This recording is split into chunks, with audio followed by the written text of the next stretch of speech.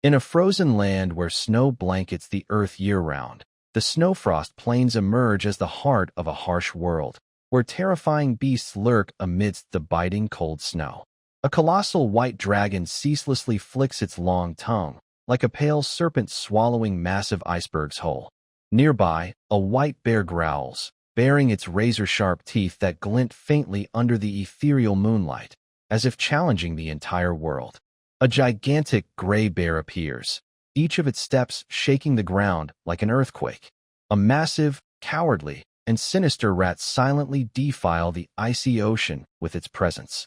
Suddenly, from within the chilling mist, a king emerges, his face pale with horror, his sunken eyes carrying memories that cannot be erased. An emperor, who once survived the snowfrost plains, had declared with a trembling voice, "The most terrifying thing here is not the monsters." Those words linger like a curse, haunting all who set foot in this land. And somewhere in the shadows, a mysterious figure silently watches, making the air even heavier. The snowfrost plains tremble with a horrifying sound, like the scream of nature itself. A girl, without hesitation, charges forward, leaping fiercely at a giant black crab crawling beneath the thick snow. In an instant, a deafening explosion rocks the land. From beneath the snow, a massive hand rises, gripping the crab's claw tightly. The owner of that hand is none other than Greta, his eyes blazing with determination, as if nothing in this world could stop him. Greta summons all his strength, wielding a sharp blade to bring down the monster before him. Suddenly, a figure appears right in his line of sight. Its presence makes the black crab tremble, as if sensing imminent death. Greta's grip tightens on his weapon, and with a single, precise slash, Ketil fells the beast with deadly accuracy. He stands there, silent, his gaze as cold as ice, yet within him rages an uncontrollable storm of emotions. Greta proudly hoists his trophy, striding forward with confidence. But the scene before him leaves him stunned, and he blurts out, "Truly, those barbarians always wear their ignorance like a medal." Ketil, standing behind, quietly observes, muttering with exasperation, "How much longer must I endure these dimwits?" His harsh words unintentionally reach the ears of a nearby girl, making the atmosphere tense. The girl, with a mix of curiosity and innocence in her eyes, asks, "What's ignorance? Can you eat it?"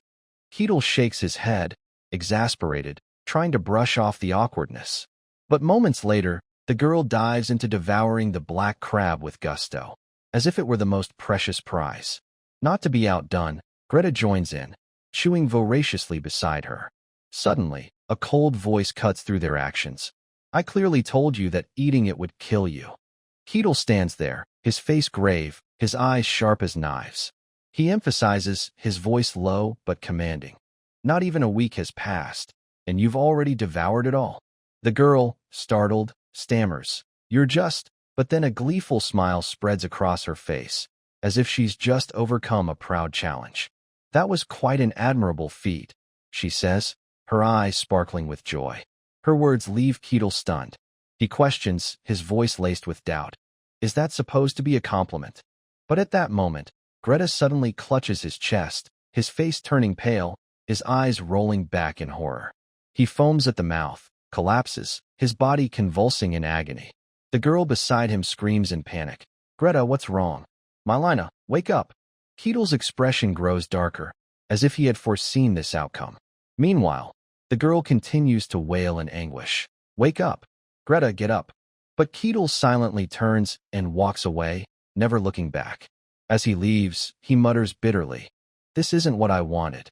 Memories flood back. From the first days Ketil stepped into the outside world, carrying a burning desire to explore a fantastical realm filled with wonders and magic. He had quit his job, wandered far and wide, climbed the highest mountains, watched blazing sunsets, touched the Earth's core, and stood under the radiant moonlight at the southernmost point of the world. Every night, he prayed to awaken in a wondrous world, but reality remained unrelentingly harsh. Then one day, his prayers were answered. On the frozen plains, a weary group trudges forward. A grumbling voice rises, "It's freezing." The voice belongs to a blonde-haired young man, the leader of the group, exuding an air of authority. he shouts. If you don't want to die, put on more furs. A long-haired youth nearby responds, his face contorted. I already did. Suddenly, a short-haired youth cuts in, voice full of frustration. Captain, no matter how generous the reward, this is practically suicide. Crossing the Snowfrost Plains? You're insane. The captain sternly replies. Come on, everyone agreed to this. His words make the short-haired youth falter, muttering, we didn't know it'd be this bad. Damn, it's cold. Suddenly, a white-haired man on the cart makes a small sound, then speaks solemnly. Are you all right, my lady? The girl before him, Mylina of the Cassie family, responds with a radiant smile. I'm fine. Suddenly, a panicked shout drowns her out. Damn it. I'm freezing to death. The white-haired man snaps. You vulgar lot. Mylina, with a calm gaze, speaks up. Don't be too harsh. They're the only ones who agreed to escort us through the Snowfrost Plains. But her voice softens, her eyes turning to a trembling figure outside. By the way, shouldn't we bring her inside? She's freezing. The howling snowstorm carries the exhaustion etched on everyone's faces. The white-haired man waves dismissively. No. You know what's out there on the Snowfrost Plains. Mylina lowers her head, her voice hesitant. Monsters, right? She recalls the legend of an ancient emperor who led an army to conquer the Snowfrost Plains, but returned alone, haggard and mad. There are monsters on the Snowfrost Plains, he had said. But the most terrifying thing is not the monsters. Keetl's image flashes in Mylina's mind, like a haunting shadow. The white-haired man comforts her. It's probably just a legend. But Mylina shakes her head. The emperor's words weren't baseless. Most of the creatures he described were later discovered. The man chuckles, but no one's ever claimed to have seen a barbarian. Suddenly, a sharp voice rings out, halting the group. Everyone stop. The captain, his face grave, looks ahead. There's something out there. The long-haired youth panics. What is it? The captain frowns, his eyes tense. I can't see clearly. Then he exclaims, I have good news and bad news. The good news is it's small. The bad news is the shadow ahead is coming closer. The air grows tense. Mylina looks up, her eyes dazed. The captain grips his sword tightly, his voice uneasy. It's coming toward us. From the snowy mist, a towering figure emerges. Keetl's platinum hair sways in the wind, his robust frame exuding an overwhelming presence. He stands tall, his icy gaze sweeping over the group. I couldn't stand watching those other barbarians, so I went for a walk.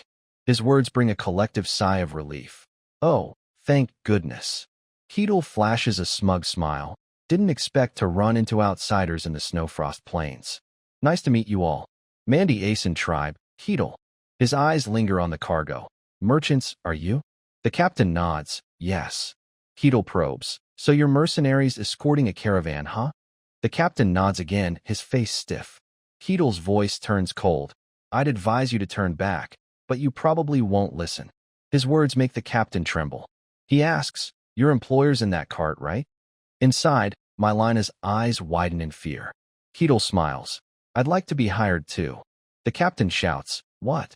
Keetl calmly replies, was I not clear? I want to help you cross the Snowfrost Plains. The captain stammers, so you're not hostile? Keetl retorts, his tone mocking. If I were, you'd all be dead by now. Silence falls over the group. The captain signals to Mylina. Did you hear that? She replies, I did. The white-haired man worries. What's going on? The captain explains, he wants to be hired as a mercenary. What do we do? Mylina pauses, then says, I understand. Tell him we accept. The captain turns back, announcing, you're hired. Keetl flashes a satisfied smile, but his voice turns sharp. That's very good news. The smile sends shivers through the group. The captain questions, what? Keetl replies, his tone sardonic. No need to be scared. You're just soldiers. I need to speak directly with your employer. He steps past the captain, approaching the cart. The long-haired youth stammers. Captain, is it safe to let him meet her? The captain replies, our employer agreed. Inside, the white-haired man panics. My lady, what are you doing? Mylina remains calm. Relax. Suddenly, Keetl's voice rings out. May I come in? Mylina, with a strained expression, responds, please, come in. Outside the horse-drawn carriage, Keetl stood tall, a smug smile playing on his lips as he absorbed the words just spoken. The howling snowstorm swirled around him, but his piercing gaze seemed to cut through everything, exuding unshakable confidence despite the bone-chilling cold of the snow-frost plains. Meanwhile, the steward of the Akasa family shivered, not only from the cold but also from the overwhelming presence of Keatle, a figure he dared not trust. Keatle crossed his arms, his demeanor relaxed yet commanding. He turned to reassure his employer, his voice low but firm. "Both of you, calm down." Though Mylina and the steward still eyed him with suspicion, Keatle declared unwaveringly, "I have no intention of harming you." The steward, his face pale, roared, "Don't lie, you monster."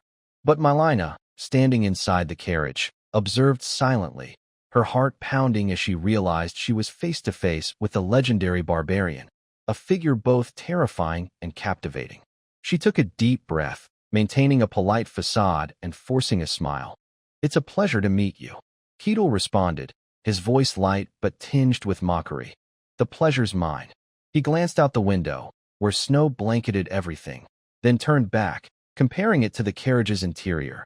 "It's pretty warm in here, isn't it?" Even in a carriage, keeping such warmth in the snow-frost plains must be tough. Mylina, her eyes gleaming with intelligence, explained, "Oh, that's thanks to magic." Keatle raised an eyebrow, feigning surprise, though deep down he knew better. "Magic, huh?" he said, his tone laced with meaning.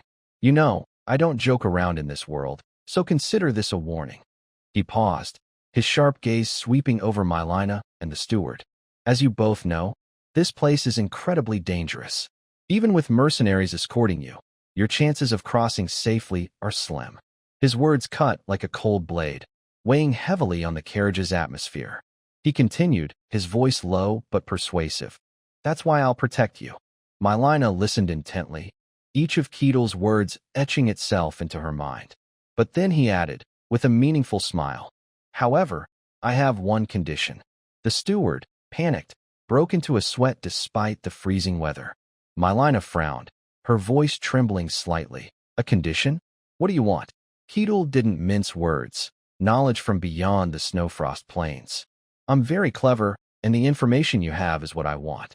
His words left Mylina frozen, as if turned to ice on the spot. "Knowledge from beyond the snow-frost plains?" she repeated, her voice tinged with doubt. Keatle smiled, his eyes glinting with confidence. "Exactly. It cost you nothing." Mylina felt helpless, her heart heavy as she realized they had no other choice. "We never had a choice to begin with," she muttered, then sighed. "I understand." The steward, standing beside her, seemed petrified by Keatle's calm demeanor. Keatle nodded, satisfied. "Good. What's your name?" Regaining her composure, Mylina introduced herself. "I'm Mylina, Mylina of the Akasa family." Keatle's face lit up, as if he'd found a spark in the darkness. "I'm Keatle, a pleasure to work with you." In his heart, an old memory stirred, a fierce passion for games, dreams of a fantastical world filled with magic and wonders. But one day, Keatle awoke to find himself a barbarian in the harsh snow-frost plains. With no time to understand why, he faced the biting cold and countless ferocious monsters. He led a tribe through the snowy wilderness, hunting to survive, enduring each day through gritted teeth. Years passed, and Keatle fought relentlessly, using every ounce of strength to escape this deadly land. In a fit of rage, he once slammed his fist into the ground, as if to vent all his frustration. Suddenly, a mysterious system appeared before him. Task incomplete. You may leave the Snowfrost Plains once the task is fulfilled. Mylina's group, outsiders from beyond, reignited his hope for survival. Yet an unseen force still blocked his escape. "I don't understand why anyone would willingly come to this brutal place," Keatle muttered, his eyes filled with doubt. But sometimes, outsiders appeared, bringing stories he longed to hear. Keatle remained in awe. He imagined a fantastical world beyond the Snowfrost Plains, a realm of magic and wonders he'd always dreamed of. From then on, he fought not just to survive, but to complete the tasks assigned to him. Task 295, hunt the lizard within the designated time, the system announced. Keatle poured all his strength into slaughtering monsters, completing each task with the hope of one day escaping. Task 295 completed, the system declared, and he pinned all his hopes on Mylina's answers. Since I can't leave this damned snowy wasteland, information from outsiders is invaluable, Keatle thought, his heart swelling with memories of a dark past. Most people he met either drew their swords in panic or were half mad.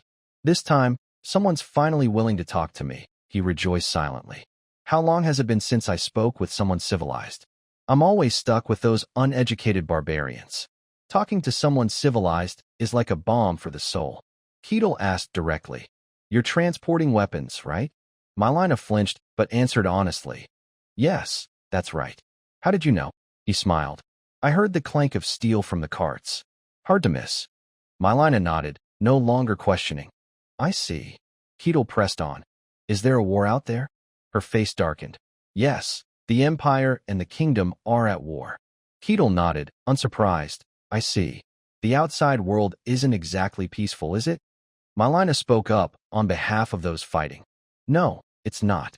The Empire is pressing hard with overwhelming forces and numbers, but the Kingdom isn't easily subdued. Sword masters and heroes are defending the borders.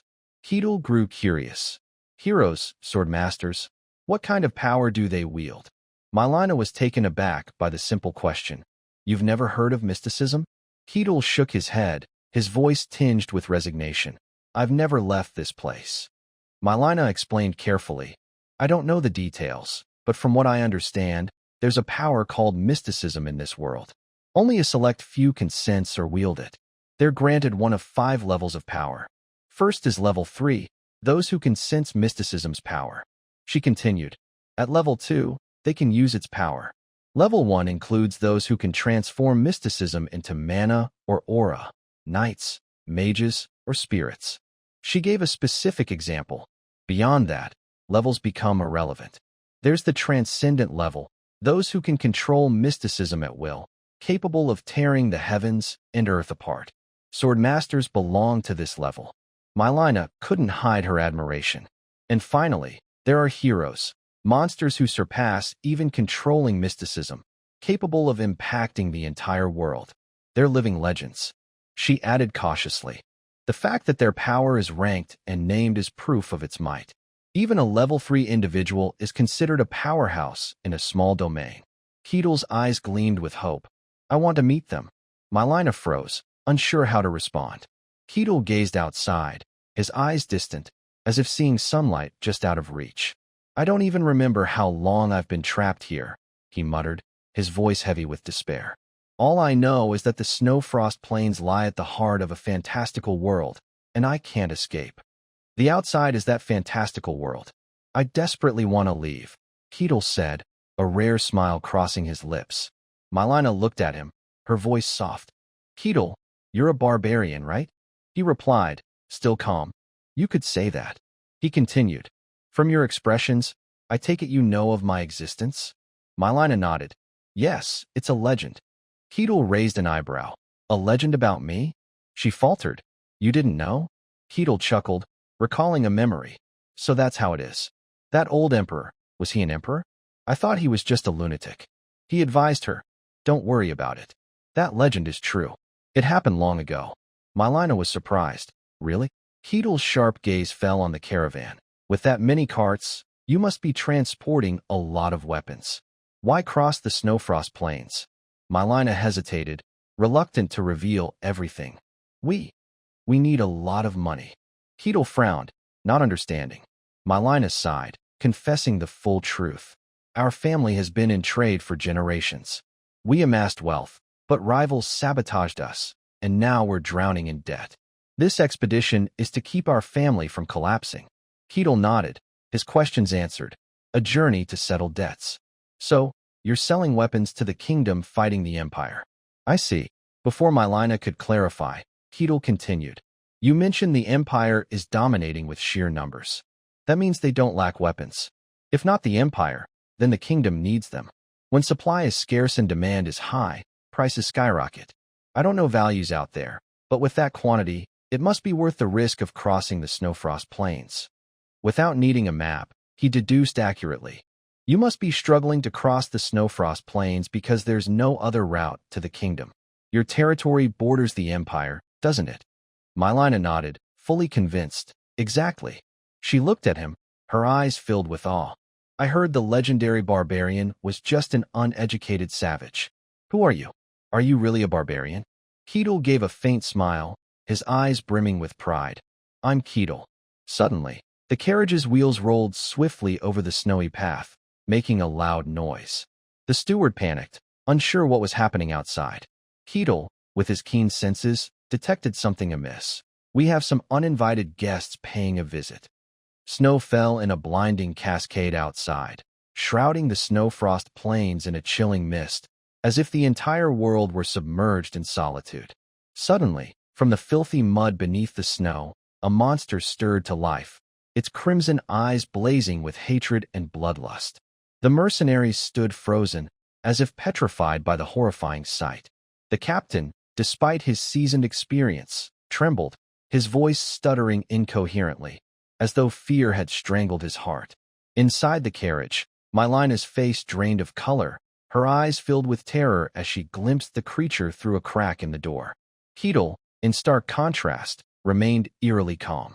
He propped his chin, his icy gaze studying the monster, muttering to himself, "A black smile, is it? That's what they call it, right?" Mylina, trembling uncontrollably, struggled to keep her voice steady. "Yes, it's the beast recorded in the archives." Keetle raised an eyebrow, a spark of curiosity in his eyes. "Archives, huh?" She took a deep breath, trying to compose herself to explain. "Many powerful adventurers have challenged the snowfrost plains over the years, but few returned alive," Mylina said, her voice quivering yet resolute. "Those who survived left records of the creatures they encountered. Among them, the black smile appears most frequently." "Wait, Keetle, do you know what it is?" Keetle grinned, his confidence radiating from every gesture. "Of course. They're persistent, make for a decent snack, and taste pretty good." His words horrified Mylina, her eyes widening in disbelief. She stood frozen, as if turned to ice. "Wait, you've eaten it." Keetle laughed heartily, his tone genuine. "Want to try? I can go catch a few." Mylina shook her head frantically, her voice faltering with fear. "No, But her words were cut off by a loud crash that shattered the air. Outside, the black smile roared, its terrifying screech tearing through the night. The captain, now paralyzed with fear, stood rooted to the spot, unsure of what to do. Mylina sensed something was wrong and cried out in panic, "Keetle!" He remained silent, his sharp eyes assessing the situation, offering no response, which only heightened her anxiety. "Keetle!" she called again, her voice trembling. After a moment, Keetle finally spoke, his tone as calm as a frozen lake. "I made a pact with you." He closed his eyes, his demeanor relaxed despite the monster lurking outside.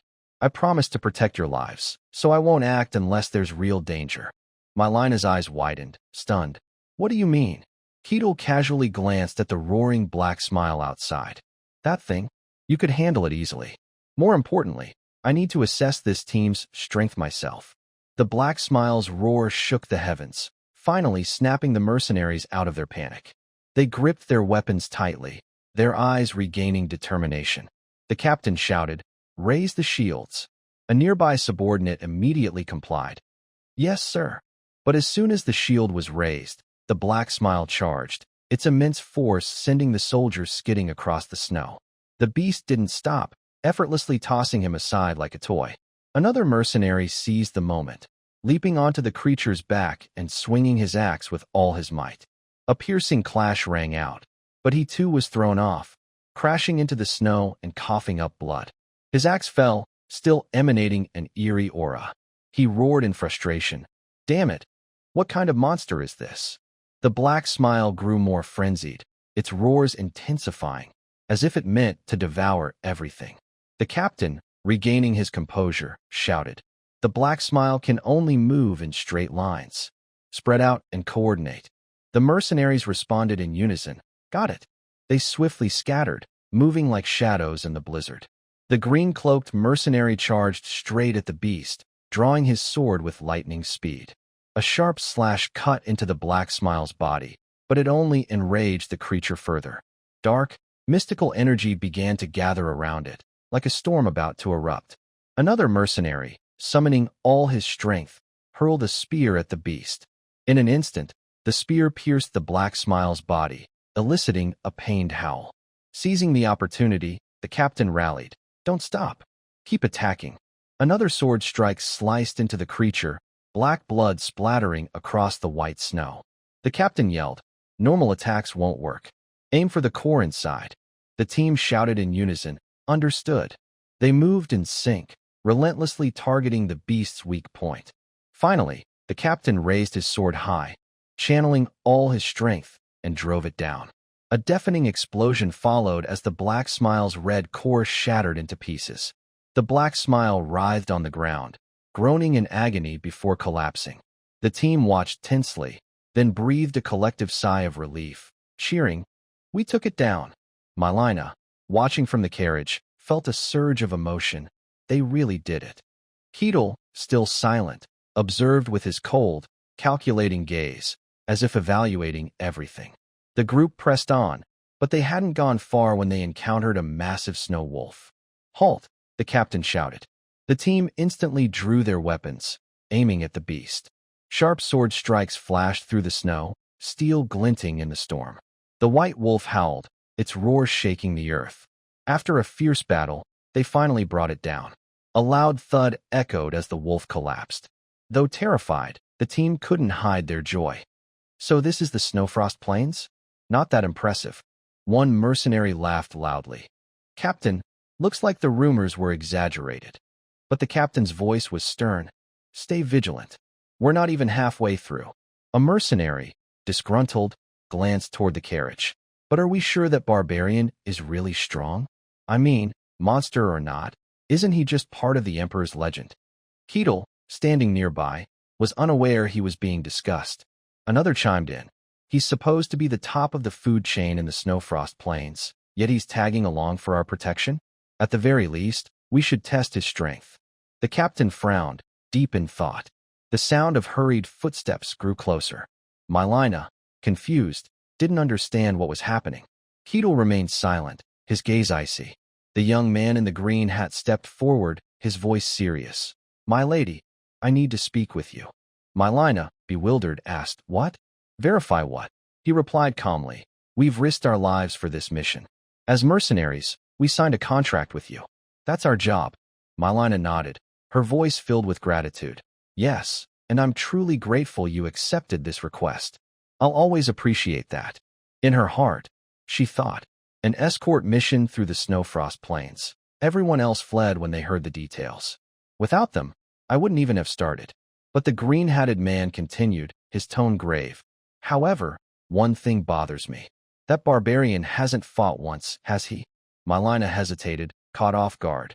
"Well," he cut in, speaking frankly. "So, we want to confirm if this barbarian is truly worth the special treatment he's getting." Mylina wavered, avoiding their gazes. "Confirm how?" The captain stepped forward, apologetic. "I tried to stop them, but they wouldn't listen." Keatle, overhearing their doubts, wasn't angry. He spoke calmly. "So, you want to test my strength? Fine." But then he added, his tone laced with meaning. "However, now's not the time." The team was surprised. "What?" Keatle looked ahead, his eyes sharp. "We've got company up ahead." The mercenaries questioned, "What nonsense are you talking about?" Suddenly, a sinister voice echoed from behind, cold as the snowstorm. "Ah, frail mortals from the outside have arrived. It's been a while since I've had a decent meal." A colossal serpent emerged, its mouth revealing razor-sharp fangs, its growl brimming with menace. "Struggle all you like. It only adds flavor to my feast." The team, horrified, drew their weapons, turning with wary eyes, ready to face the new threat. Snow fell heavily, blanketing the Snowfrost Plains in a white veil, but the air was thick with the menacing presence of the black serpent. Mylina, in a panic, screamed incessantly, her voice trembling as if choked by both the cold and fear. The mercenaries around her were equally tense, their eyes filled with unease. Keatle, in contrast, stood with an icy calm, his brows furrowed tightly. He stared directly at the black serpent, his voice low but commanding. "Stop. They're my guests. Go back." The colossal white serpent, its eyes glinting with surprise, looked at Keetle as if unable to believe what it had just heard. "You? Why are you here?" the white serpent growled, its voice dripping with disdain. "Have you forgotten the laws of the Snowfrost Plains? When you left your tribe's territory," Keetle cut it off, his voice cold as ice. "That's none of your business." Enraged, the white serpent hissed, "Absurd. I am the white serpent, you barbarian." Its fury shook the air, as if the entire land trembled before the wrath of an ancient deity. "How dare you command me? I, who was promised permanence," the white serpent roared. Unfazed, Keetle stepped forward, his gaze as sharp as a blade. Looking for a beating? He lunged, delivering a powerful punch straight into the serpent's massive body. The beast howled, its anger transforming into swirling vortices of snow and ice. The mercenaries gritted their teeth, struggling to hold their ground in the storm unleashed by the white serpent, their eyes filled with tension but fixed on the battle. The white serpent's power surged, each roar shaking the Snowfrost Plains. Inside the carriage, Mylina shielded herself with her hands, trying to block the shards of ice flying about, her face pale with worry. "My lady," a mercenary shouted, his voice full of concern. Keetle, noticing the chaos, flashed a glint of anger in his eyes. "You're the type that only listens after a thrashing," he growled, his voice brimming with killing intent. Mylina, collapsing to her knees, called out desperately, "Keetle, Keetle," but he didn't turn back, his eyes burning with unyielding resolve. "I'll handle this quickly. It won't take long," Keetle said, his voice low but brimming with confidence. His steps were powerful, each one shaking the ground. He charged at the white serpent, his fist ready. A blinding flash of light erupted, as if the sky above the Snowfrost Plains had been torn apart. The battle raged fiercely, radiant light illuminating the frozen land, leaving everyone stunned, unable to comprehend what was happening. When the light faded, Keetle stood tall, the white serpent defeated, its massive body lying motionless in the snow. The mercenaries, still reeling, hurriedly apologized. "I've committed a grave sin. Please forgive me." Keetle, unbothered, responded calmly, "It's fine. Trusting a stranger isn't easy." His leniency eased the tension, but their eyes remained filled with awe at the terrifying power they had just witnessed. The caravan continued its journey through the frozen land. The bone-chilling cold made the steward shiver uncontrollably, his coughing drawing Keetle's attention. He turned to Mylina, his voice serious. "Now that I think about it, I have a question." Surprised, she asked, "What is it?" Keetle looked directly at her, his gaze piercing. "From your clothes and manner of speech, you don't seem like an ordinary representative of your family. Why are you personally undertaking such a dangerous expedition?" Mylina sighed, as if unburdening herself. "I'm the eldest daughter of Vi, a concubine of Lord Akasa." Keetle raised an eyebrow, surprised. "A concubine? You mean a mistress?" She nodded, not hiding the truth. "Yes." Her voice softened as she recounted her past. "My mother came here for a political marriage but was abandoned. She was a pitiful mother with no real power." Keetle nodded, his voice empathetic. "I see." Mylina clenched her fists, her eyes filled with sorrow. "My mother and I are family in name only, but in reality, we're nothing. We were treated like servants." She lowered her head, her voice tinged with self-doubt. "I didn't mean to say so much." After a moment, she continued, "I volunteered for this expedition." Keetle was taken aback. "Really?" Mylina nodded, her eyes resolute despite their tremble. "Yes, though it's a dangerous journey. Someone had to step up as an example." Keetle smirked, his smile meaningful. "I see. You're quite clever." Mylina blinked, confused. "Huh?" He went on. "And you're ambitious. Greedy, even." She hesitated, unsure how to respond. Suddenly, a loud noise echoed from outside, making Keetle instantly look up.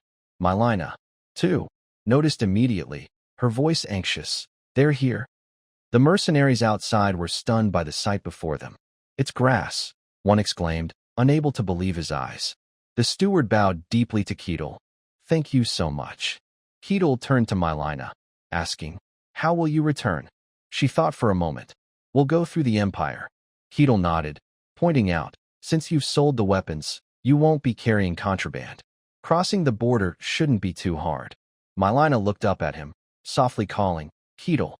She paused, then continued. You said I'm clever and ambitious. What did you mean? Keetle met her gaze, his eyes profound. Exactly what I said.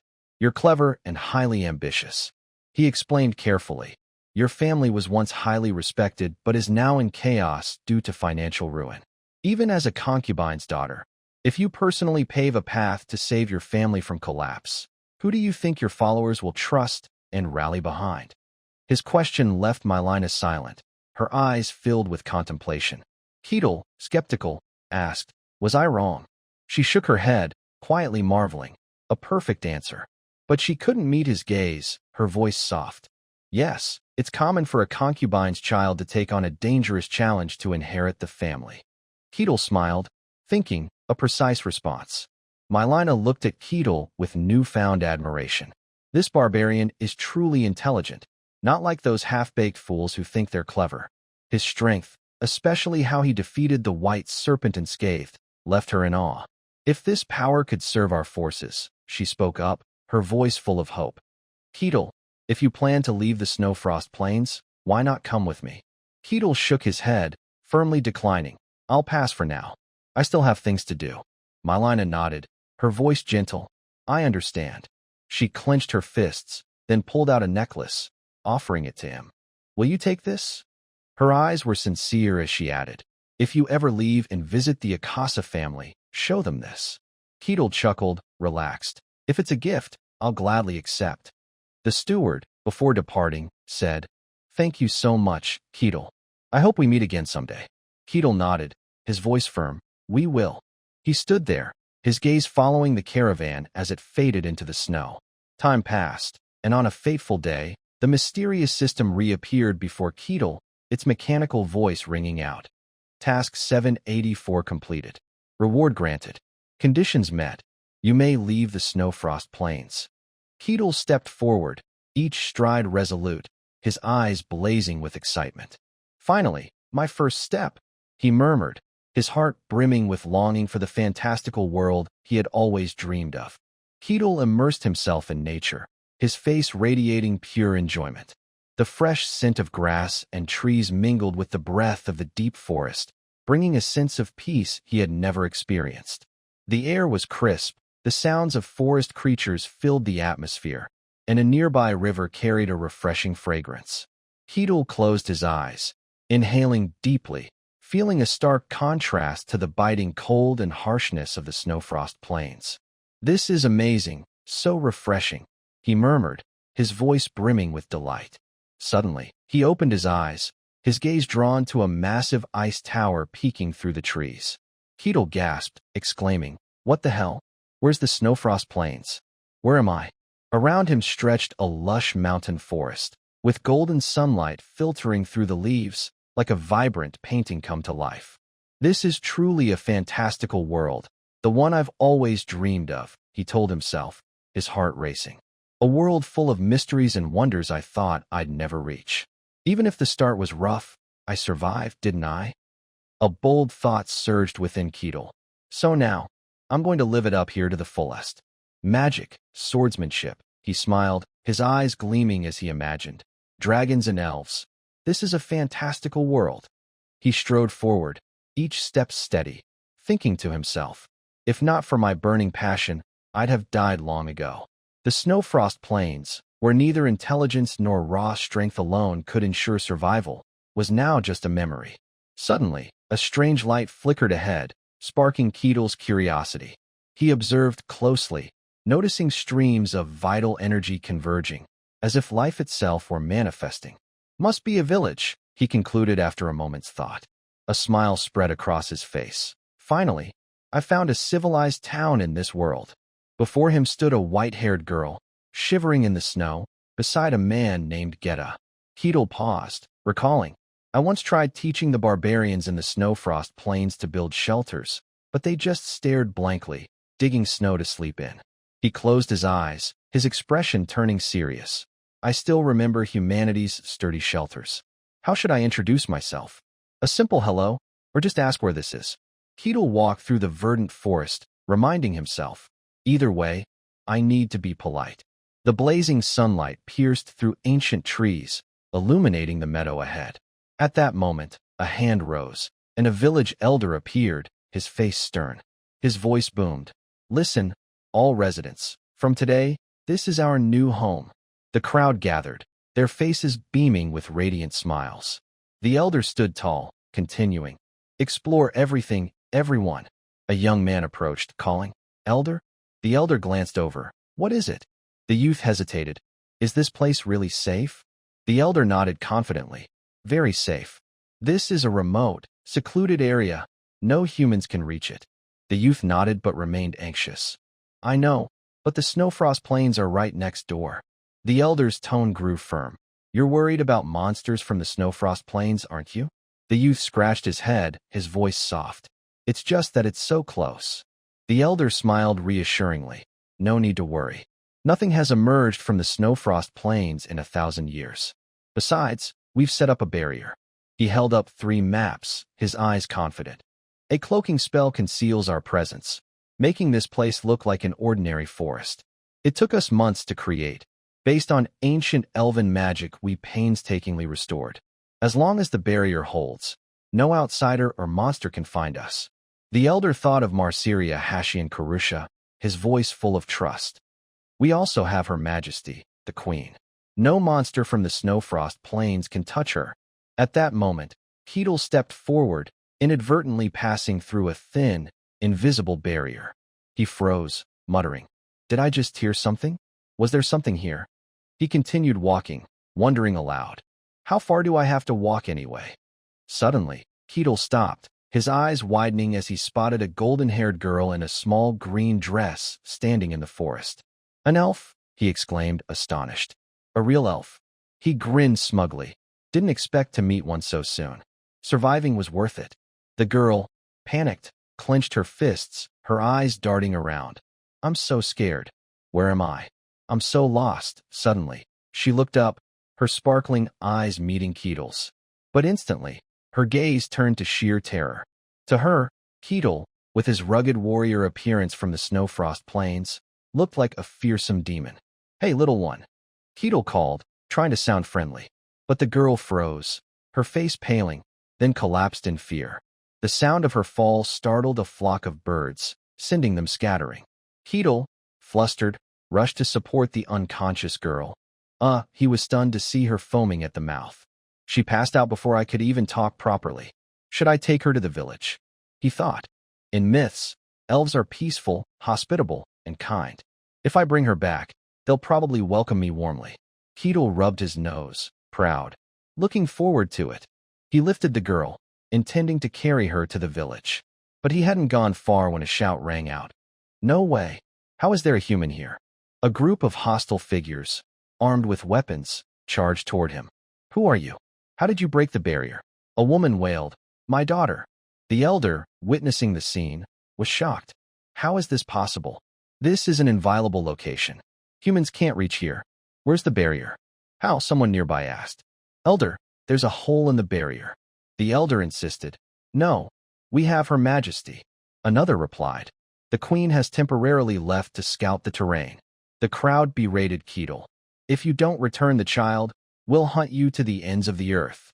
The elder, his eyes filled with fear, thought.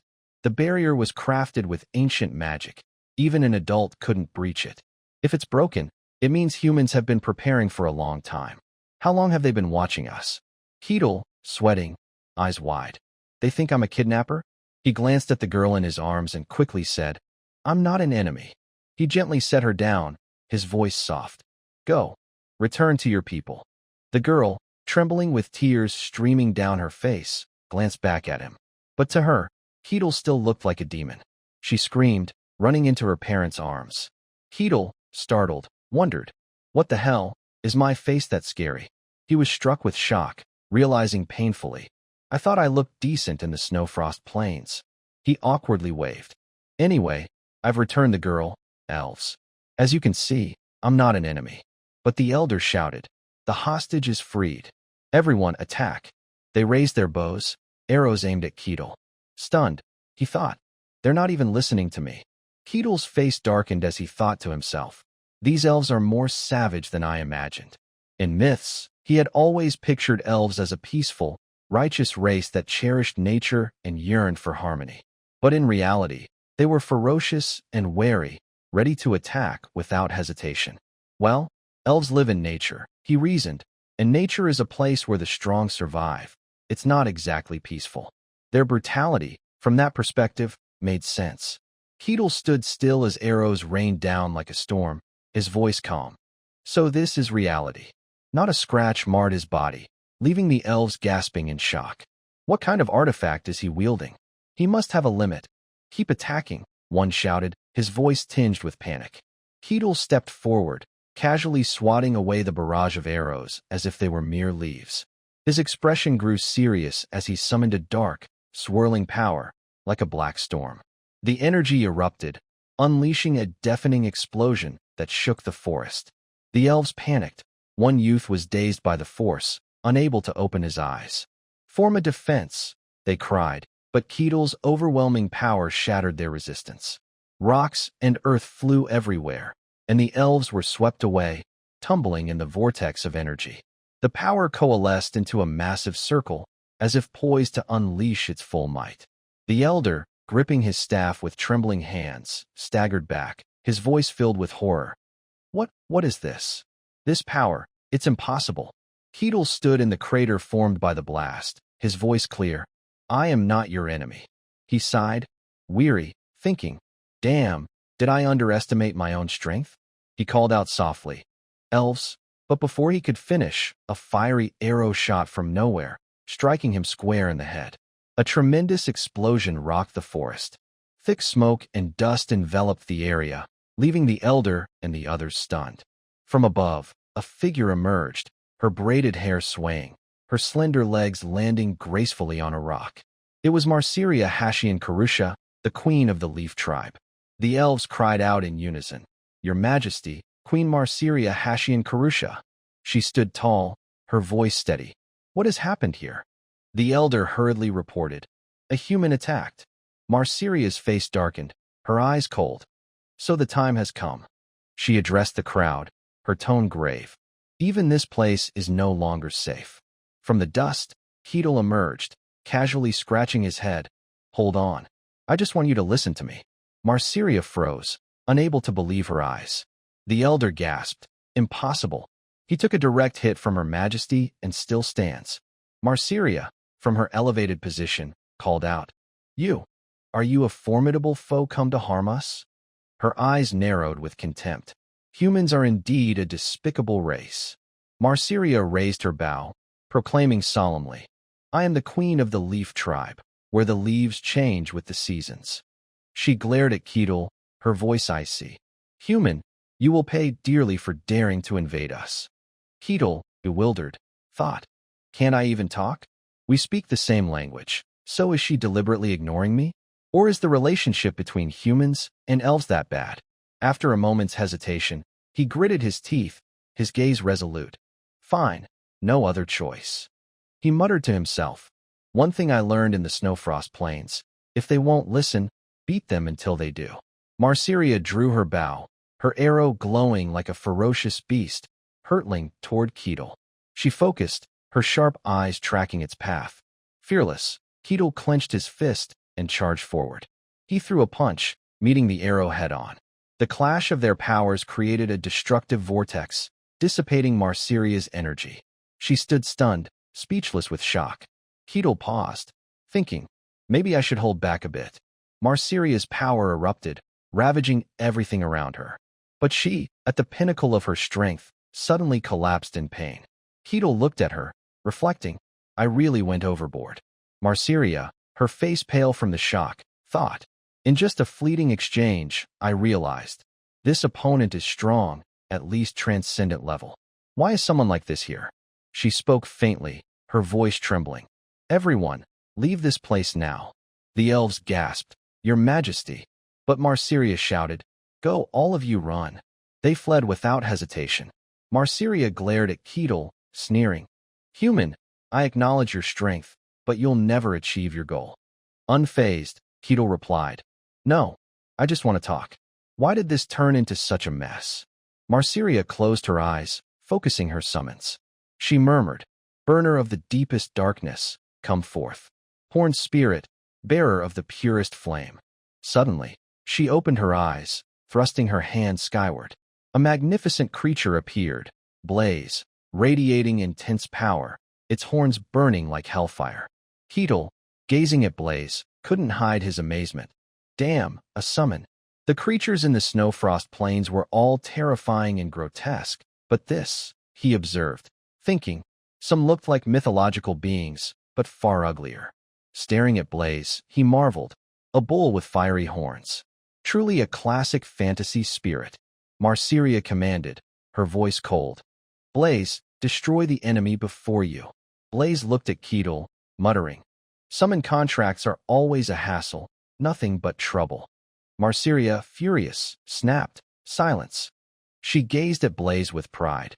Bearer of fire in its horns, the stronger the spirit, the prouder it is. She thought, normally, I couldn't summon a being of this caliber. It was only with another tribe's help that I barely forged this contract. I never expected to summon it like this. She declared firmly, "Fulfill the contract." Blaze stepped forward, its icy gaze fixed on Keatle. "The contract is to kill the human before me?" It studied him, murmuring, "Is this really a human?" A majestic divine bull, its entire body engulfed in brilliant orange flames, blazed like an erupting sun. The fire not only cloaked its robust form, but also radiated brilliantly around it, creating a scene both mystical and terrifying. Not far away, a young man stared at the spectacle before him, his hands clasped together, eyes wide, and mouth slightly agape in utter astonishment. He didn't dare blink, as if fearing the scene would vanish in an instant. Incredible, a true summoned spirit beast. This is the fantastical world I've dreamed of. Before he could fully process his awe, a deep, cold voice echoed from afar. "A human has trespassed into our domain." His body stiffened, hands still clasped. Amid his confusion, the spirit beast's eyes glowed with molten gold. Mystical patterns flared to life, and tiny sparks began to hover around its body. It lowered its head, its voice resonant with authority and disdain. "A lowly human dares to covet the race of nature? I've decided. I will incinerate you until not even ashes remain." The young man stood frozen, his eyes wide, his expression a mix of bewilderment and unintentional humor, as if thrown into a play without reading the script. The spirit beast's eyes blazed red like embers coming alive in a firestorm, flames surging fiercely around its body, cascading from its horns, across its back, and down its four legs like molten lava. Its massive form lifted off the ground, leaving scorched, cracked trails where its hooves had been. From above, it spun amidst fire and thunder, conjuring a raging vortex of flames. The intricate patterns on its golden body glowed like ancient seals activating destructive power. It roared, thrusting its massive horns toward the target ahead. Fire erupted with each step, its gaze no longer just a look, but a blade ready to tear apart any creature daring to defile its territory. Amid the radiant light, the young man stood dazed, slightly stunned by the events unfolding before him. The impact shook the entire region, fire and stone scattering in all directions, smoke rising high. The explosion threatening to erase all traces, reducing everything to ash. The ferocious force seemed poised to tear Marsyria apart. Instinctively, she raised her arm to shield her face, her hair whipping wildly, her clothes fluttering, her skin taut under the pressure. Her breathing steadied after the shockwave, her hand slowly lowering as she raised her head, her eyes piercing through the lingering dust, locking onto the epicenter of the blast. Through the haze, the silhouettes of the two combatants gradually emerged. The young man stood unscathed, not thrown back or injured, holding one of the spirit beast's fiery horns with a single hand. The beast's body was completely halted, its horn gripped tightly, as if staked to the ground, unable to advance or retreat. Its golden eyes widened in shock. He tilted his head, a slight smile forming. "A beast, huh? That's actually better." As his words ended, his gaze shifted, the air around him trembling faintly. His other hand clenched, muscles rippling beneath his clothing, veins bulging in a fleeting moment. Then, He swung his fist toward the beast. I don't mind crushing it with my bare hands, do I? Marceria's eyes widened, her gaze shaken in that brief moment. Unable to speak, her face etched with astonishment. Witnessing his decisive, unexpected, and powerful counterattack, his fist struck the beast's head, the force radiating in a shockwave, tearing through the air and scattering debris around them. A pillar of fire erupted like a volcano, a blazing red streak consuming everything. From the point of impact, the force surged outward, roaring like a firestorm between heaven and earth, the punch's power extending for miles. The forest behind was torn apart, a colossal beam of light piercing the sky, exploding at the heart of the earth as if a deity had unleashed its wrath. The shockwave spread in a mushroom cloud, engulfing the ocean and atmosphere. A thunderous boom echoed, accompanied by a sea of flames as if the sun had crashed to earth. Trees and rocks were blasted apart, everything around reduced to a chaotic, burning mess. Marceria, in a panic, shielded her face, her eyes filled with terror as if the world had collapsed before her. Her scream rang out like a soundtrack to the catastrophe, Ketel's violet eyes blazing in the darkness, piercing the enemy's soul. His cloak billowed, his killing intent rising fiercely. She collapsed to the ground, her back hunched, covered in dust and ash, her shoulders trembling, hands braced against the still-quaking earth. What? Before her lay a scene of utter devastation. The ground cracked, the spirit beast vanished without a trace, leaving only swirling smoke as if life had never existed. Amid the chaos, he stood tall. She gasped, impossible. He began to approach, each heavy but steady step resounding in the ruined landscape. She remained seated on the ground, her gaze dazed, piercing through the dust, unable to distinguish reality from dream. She lowered her head, her shoulders trembling slightly, her voice hoarse with exhaustion but sincere. Please, she bowed deeply, her hair falling to obscure her dust-streaked face, her voice quivering. Spare my tribe. He stopped before her, his gaze casting a shadow as oppressive as the night. A moment of silence passed, then his voice rang out, low and clear. I am not your enemy. In that instant, her body froze, her shoulders trembling slightly, then her eyes widened in disbelief. She slowly raised her head, as if unable to trust what she'd heard. What? After a lengthy debate, she finally accepted the truth, stunned and self-reproaching that he truly wasn't an enemy. Marceria looked down, her eyes heavy with guilt. I'm sorry, human. We were too quick to judge. She hugged herself, her hands clenching as if suppressing a surge of remorse, her face lowered, unable to meet his gaze. With just a glance, we mistook the one who saved our child for a kidnapper. That was utterly disrespectful. He stood with his arms crossed, a wry smile on his lips. It's fine, I understand. You said you're being hunted by humans, right? Still, it's a bit disappointing that you didn't even try to hear me out. She looked up slightly, her eyes still wary but tinged with curiosity and unease. Her voice was soft but clear. You're really not one of those hunting us. He met her gaze, his eyes not cold but genuinely curious. A gentle breeze stirred his cloak, and he replied evenly, calmly. This is my first time meeting elves. There are no elves in the Snowfrost Plains. She blinked, hesitantly repeating, her voice still cautious. The Snowfrost Plains? Then, as if recalling something, she continued, the gray-ash barbarian of the snow. He paused briefly at her words, then replied casually, That's what the outsiders call me. She straightened, her hands clenching, her face betraying disbelief. Impossible. We thought no human could survive that place. She lowered her head, her voice anxious. If you could leave the Snowfrost Plains, doesn't that mean other things could escape too? He stood still for a moment, his feet firm on the cracked ground, unmoved. A soft sigh blended with the wind, and his voice rang out, low and steady. Who knows, but I don't think so. Not everyone can leave like that. Ketel sank into thought. The Snowfrost Plains have their own rules. Even creatures as strong as that serpent couldn't break them. For some reason, I was granted an exit through what they call tasks. He stood silently, his gaze pensive, looking through the dust and memories. I'm sure I'm an extremely rare exception. She exhaled softly, her tense shoulders relaxing. Amid the ruins and lingering dust, Her voice was light as a breeze. That's a relief, then. Suddenly, as if recalling something, he asked, "By the way, is your spirit beast okay?" His expression was slightly embarrassed, one hand scratching his cheek, a sheepish smile acknowledging he'd gone overboard. "That firebowl, I split it in two." She braced herself, her movements slow, dust falling as she rose. "Don't worry.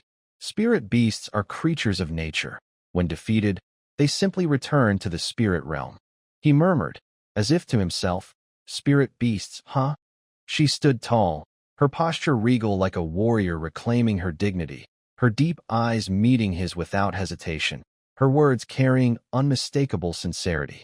"I'm sorry for the trouble we caused. If there's anything you want within my power, I'll grant it." He seemed only half-focused, as if chasing a private thought. "Spirit beasts, huh?" he said, one hand on his chin, his gaze half-focused, half-distant, his head tilted as if weighing something. "So, can a non-elf form a contract with a spirit beast?" She paused, her eyes wavering before quickly looking away.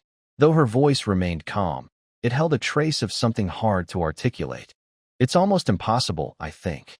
She raised a hand to her chin, her eyes narrowing as if reconsidering her own denial. A brief silence passed, then her voice rang out. "Of course, if a human is deeply connected to nature, they might form a contract with a spirit beast."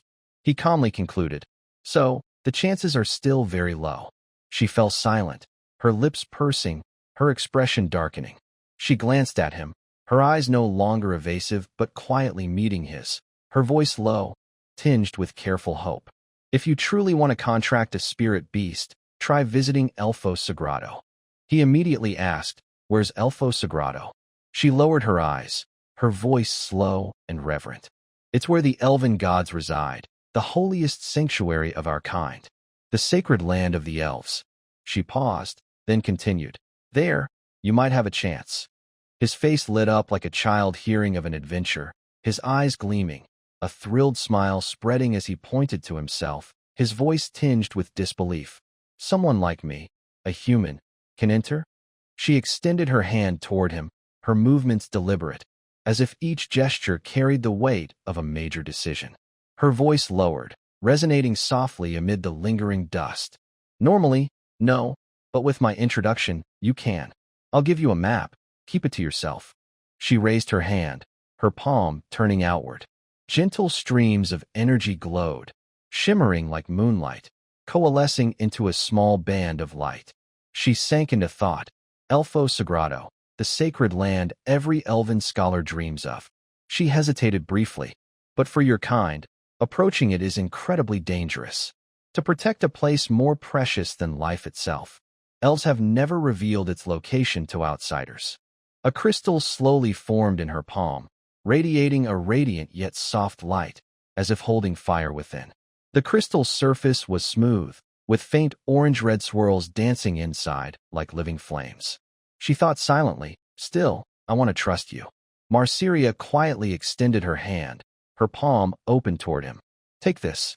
He gently reached out, his fingers brushing her palm where the glowing crystal rested. He accepted, saying, "Thank you." Her voice grew solemn, carrying both formality and warning. "Of course, even if you reach it, our gods will surely test you." In her mind, a faint image of the supreme deity appeared, a majestic figure cloaked in the light of the deep forest, eyes piercing through souls. She gave a faint smile, her expression softening, and said sincerely, "But with you, I don't think that'll be a problem. I wish you luck." He replied simply, "Thanks." At that moment, a breeze swept through, rustling the fallen trees in her hair, her long tresses flowing like a silent ribbon amid the ruins. She introduced herself formally. "I am the queen of the leaf tribe, whose leaves turn brown in autumn, Marceria Marceria." "And your name?" He gave a slight smile, not arrogant, but straightforward and unpretentious. "I'm Keetle, Keetle the barbarian of the Snowfrost Plains." After a brief parting, the air fell silent, as if swallowing unspoken words.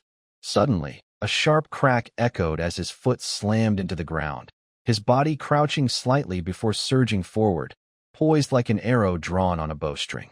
In an instant, he launched himself, his figure slicing through the air, eyes cold and sharp. Before him lay a dense, shadowy forest, its canopy so thick it nearly devoured the light, the interwoven branches forming a massive dome. He leaped off the ground, his body cutting through the foliage like an arrow, leaving only fleeting shadows flickering between sunlight and leaves. Light as a breeze, yet resolute and powerful. At the border of the Barkhan region, in the kingdom of Jinhan, gasps of shock pierced the tranquil morning. What is that? What's happening? A guard clutched his weapon tightly, his eyes fixed on the violently swaying forest. He shouted, voice trembling. I don't know. Something's coming. The captain of the Barkhan guard stepped forward, his voice commanding. Sound the bell. Assemble all the guards immediately. From the forest, clouds of dust billowed like crashing waves. Something was charging toward them at terrifying speed. No one could make out its form. Only the gusts tearing through the air, the dust swirling, and the thunderous sound of footsteps pounding the earth, the atmosphere heavy and suffocating. From the thick haze, a figure emerged, walking slowly but deliberately, each step reverberating with a heavy thud that echoed in the tense air. As the dust parted, a familiar silhouette appeared, a man with disheveled silver hair, his piercing eyes glinting through the haze like a blade. The guards froze in unison. Their hands, gripping weapons tightly, began to tremble, cold sweat trickling down their backs, their gazes locked on the approaching figure in heavy silence. None dared to move or issue a command. One guard's throat tightened, managing only a hoarse whisper. You. Keatle greeted the guards cheerfully. You're the guards, right? A pleasure to meet you. The guards remained in their defensive stances, unchanged since his arrival. They stared at Keatle, whispering among themselves, voices shaking. That commotion just now, was it him? One guard muttered, eyeing him. Silver-gray hair, a scar across his chest. No way. Realizing who stood before them, a guard blurted out. The Silver Barbarian. As he spoke, Keatle stepped slowly toward them. The guard shouted, Stop right there. One more step, and we'll attack. Keatle calmly responded, his tone serious. I'd appreciate it if you'd calm down. I'm not your enemy. The lead guard, still pointing his spear at Keatle, hesitated before asking, What do you want from us? Keatle raised his right hand and pointed toward the lead city ahead. The guards, surprised, glanced at the city behind them and said skeptically, Lead city? Keatle declared firmly, I want to enter your territory. The guards were taken aback by the stranger's words. Keatle rubbed his chin and added, Just passing through, maybe? If possible, I'd like to stay for a while. Not sure how long. The lead guard pressed. So, you plan to stay for a time. What's your name? I'm Keatle, he answered simply. The guard asked suspiciously, Do you have a guarantor or any identification? Keatle shook his head. Nothing like that. Then he recalled Mylina's words from before. Thank you, Keatle. If you ever leave, take this token if you wish to seek out House Akasha. Keatle pulled the token from his bag and placed it on the table. Would this work as proof? The guard eyed the unfamiliar object. What's that? Keatle replied. The crest of House Akasha. I received it from someone of their bloodline. The guard hesitated, then asked, The merchant family from the kingdom of Denian, right? Examining the crest, he continued. They visited the snowy plains a few years ago. You know them? Their family's been rising fast since the new head took over. Keatle asked, So, can this serve as identification? The guard lowered his voice. It doesn't look fake, but it's hard to verify. You're not from this kingdom. This is Jinhan. He placed the crest back on the table and continued. Even if we can't confirm it, it's still useful. Fine, you can enter, but with conditions. Keatle echoed, Conditions? The guard leaned on the table, his tone firm. We need to verify you're not a threat. Right now, 3 others are also requesting entry. The condition is that you join them to clear a dungeon near the territory. Keatle nodded thoughtfully. Form a party? Easier than I expected. He cheerfully accepted. All right, I'm in. The guard added. One more thing. After clearing the dungeon, report everything that happens inside in detail. Keatle grinned, seeing through the plan. I get it. You don't know their identities either, so you're having us watch each other to weed out anyone suspicious. Clever plan. The guard raised an eyebrow. That's not all. Are you really a barbarian? Keatle answered confidently. Yes, I'm a barbarian. The guard mused. I always thought barbarians were dim-witted. You're the first to make me reconsider. He waved a hand. Enough talk. Let's go. The paladin, Alexander Taranu, sighed heavily and grumbled. The law forces me to enter a dungeon with petty thieves like sewer rats. What a hassle. Kazan Hark, the thief, snapped back. What's your problem, old man? Mad because a thief cleaned out your pockets? The paladin roared. You dare insult a paladin, you brat? Kazan mocked. Paladin, my ass. Paladins wear armor like that these days. If you were a real paladin, you wouldn't be here. You're just a wandering, self-proclaimed paladin, aren't you? He sneered. Where'd you dig up that ridiculous name? The paladin, unable to hold back, drew his sword, threatening. You little. Kazan laughed, taunting. Want to try me? Think that tattered armor can stop my blade? The two lunged into an endless clash. After a while, the paladin's sword hand trembled, unable to keep up with Kazan's youthful vigor. Suddenly, a voice interrupted. I'd really like you two to stop. Both froze, turning to the newcomer. Before them stood Hayes, bowing her head, avoiding eye contact. Do I really have to clear a dungeon with these people? Is this safe? Hayes of Kolosha glanced around, thinking, this dungeon requires at least 4 people. There's one more to come. She stared nervously at the floor, awaiting the final member. A sudden noise snapped her out of her unease. The guard announced loudly, the last member is here. Kazan laughed. I hope this one's actually normal. See for yourself. As he spoke, Keatle stepped into the waiting room. Everyone gaped at his massive frame. Keatle scanned the room and boomed cheerfully. So, you're my teammates? The old paladin muttered, he's huge. Hayes gasped, is that really a human? Kazan grimaced. What's with this pressure? Keatle greeted them warmly. Nice to meet you all. The guard continued. All right, introduce yourselves. I'll be back. Keatle called out enthusiastically. Let's start. I'm Keatle. Turning to the young thief nearby, he asked, you? Caught off guard, Kazan stammered. Kazan Hark. I'm a thief. Thief, huh? The paladin spoke sternly. I'm Alexander Taranu, a paladin. Keatle raised an eyebrow. Can you use holy power? The old man hesitated, flustered. Normally, yes, but I'm a special case. I can't use it. Keatle nodded. I see. Hayes introduced herself timidly. I serve the god of deceit and illusion. I'm Hayes, priestess of Kolosha. Keatle smiled warmly. A priestess. Nice to meet you.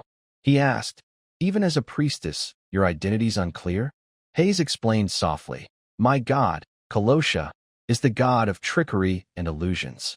He doesn't have the best reputation. Keatle nodded gently. Got it. As he spoke, the guard returned unexpectedly, surprising everyone. He shouted, if you're ready, let's move.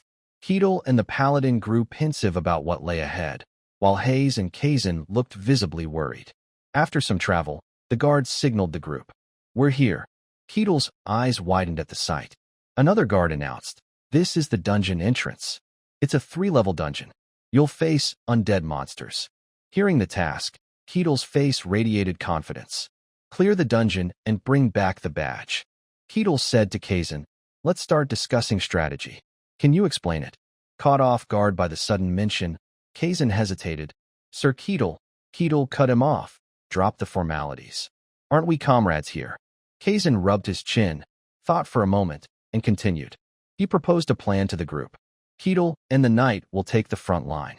I'll scout for traps. The priestess will stay in the rear, using divine power to support the fight. How's that? Keatle immediately responded, got it. With a loud, clear voice, he declared, let's move out. The 4 ventured deeper into the dungeon, cautiously scanning their surroundings. The oppressive darkness unnerved Hayes, who whispered, it's too dark. I can't see anything. Kazan, meanwhile, pondered silently. No traps or mechanisms. It's too normal, almost like. Suddenly, something clicked in his mind. He called out to Keatle, hold up, there's a monster. Keatle replied, I don't see anything. Kazan pointed to the ground. See those scattered bones? Those are bone soldiers. One more step, and they'll rise and attack. Silently, he cursed the guard captain. That bastard knew everything. This dungeon isn't a test of sincerity. It's a tool to eliminate troublesome outsiders from the start. Keatle, deep in thought, murmured, bone soldiers. Kazan analyzed further. They're not weak. Even if their bodies are damaged or limbs severed, they keep moving. He added, their bones make them tough to break through. This dungeon's difficulty is higher than I expected. Turning to Hayes, he said, Priestess, ready your divine power. Then to the others, Old Man, prepare your shield. Keatle, get ready too. I'll target their weak points during the fight. Kazan continued. Even if their bodies are destroyed, they keep moving. Aim for their weak spot, the neck. They're so sturdy, it takes multiple hits to bring them down. Keatle praised him. You're a good leader. Understood. As Keatle stepped forward, the bones at his feet stirred. His face showed a flicker of surprise. The bone soldier rose, sword in hand, its hollow eyes fixed on the group. Except for Keatle, the others braced for combat. But just as they prepared to charge, Keatle signaled them to hold their positions. The bone soldier lunged, its rickety frame barely holding together. Without a word, Keatle threw a powerful punch straight at its skull. After striking with his bare hand, he held his stance, looking surprised. The bone soldier crumbled into dust at his feet. The others stared, visibly shocked. Keatle grinned at Kazan. You were right. Smash the head, and they stopped moving. Kazan thought, that's not what I meant. Bone soldiers are made of unnaturally tough bones, reinforced by dungeon magic. Even a skilled swordsman can't cleave through them in one strike without precision. The only way is to hammer the neck repeatedly, like felling a tree, not obliterating the head into dust like that. Witnessing Keatle's strength, Kazan marveled silently. I knew he was strong from the moment we met, but not like this. He questioned himself, is he really human? Keatle, excited, said, let's keep going. The others responded in unison, yes, sir. Keatle chuckled, no need to rush. Kazan quickly replied, yes. Hayes and the paladins silently lamented, I don't want to die here. Deeper in the dungeon, Keatle encountered more bone soldiers, their bones lying still on the cold floor. A voice called, Keatle. The bones began to stir. Hayes shouted, bone soldiers. They're coming. Keatle whispered to the group. Can I ask you all for something? They replied together, yes. Keatle said firmly, let me handle these skeletons alone. There's something I want to test. Kazan agreed instantly. Do as you wish. Hayes nodded. I agree too. Keatle replied, thanks. He stepped toward a bone soldier as it raised its sword. The others watched tensely. What's he doing? Keatle studied the creature, exclaiming, fascinating. What's this structure? As the bone soldier swung its sword at him, Keatle calmly caught the blade between two fingers, effortless. Snapping the sword, he taunted, what now? The bone soldier retreated, leaping onto a nearby rock to take a defensive stance. It then charged, aiming for Keatle's head. Despite its effort, Keatle dodged with ease and grabbed its arm. His face lit up with glee. He challenged the creature. How'll you handle this? The bone soldier's arm bone fell to the ground. Surprised, Keatle glanced at his hand. The creature stared at its missing arm, then at Keatle, before grabbing its sword with its remaining hand. Keatle laughed. You can switch hands too? As the bone soldier attacked again, Keatle seized its other arm and yanked it off. The creature staggered back, then recklessly charged. Unfazed, Keatle grabbed its arm again, smirking. You can shift positions too? Your intelligence isn't low, huh? Hayes watched in speechless terror. The others trembled. Keatle's overwhelming combat prowess left them in awe. Truly a barbarian. Keatle's eyes gleamed, his mouth curling into a terrifying smile. Kazan, witnessing this, went pale with fear. The skull-shaped wine cup was tossed to the ground, faint glimmers of light still swirling around it. Keatle's eyes widened, glowing like a beast's as he intently tracked his prey's every move. It didn't take long before he raised a foot, saying, clearly, the target is the skull. So, you can still move with just a head, huh? The air fell silent, broken only by Keatle's drawn-out voice. How interesting. After finishing the matter, Keatle turned to the group with a cheerful grin. Did I keep you waiting long? Sorry about that. Kazan flinched, immediately responding nervously. You can do whatever you want, sir. Though Keatle didn't quite understand, he hesitated before saying, thanks. He quickly turned and strode forward. Leading the way with enthusiasm, Keatle said, let's keep going then. The three others didn't dare utter a word, hurriedly replying, yes.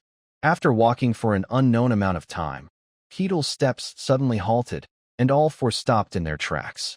Kazan opened his mouth. Keatle glanced down at the staircase descending to the lower level.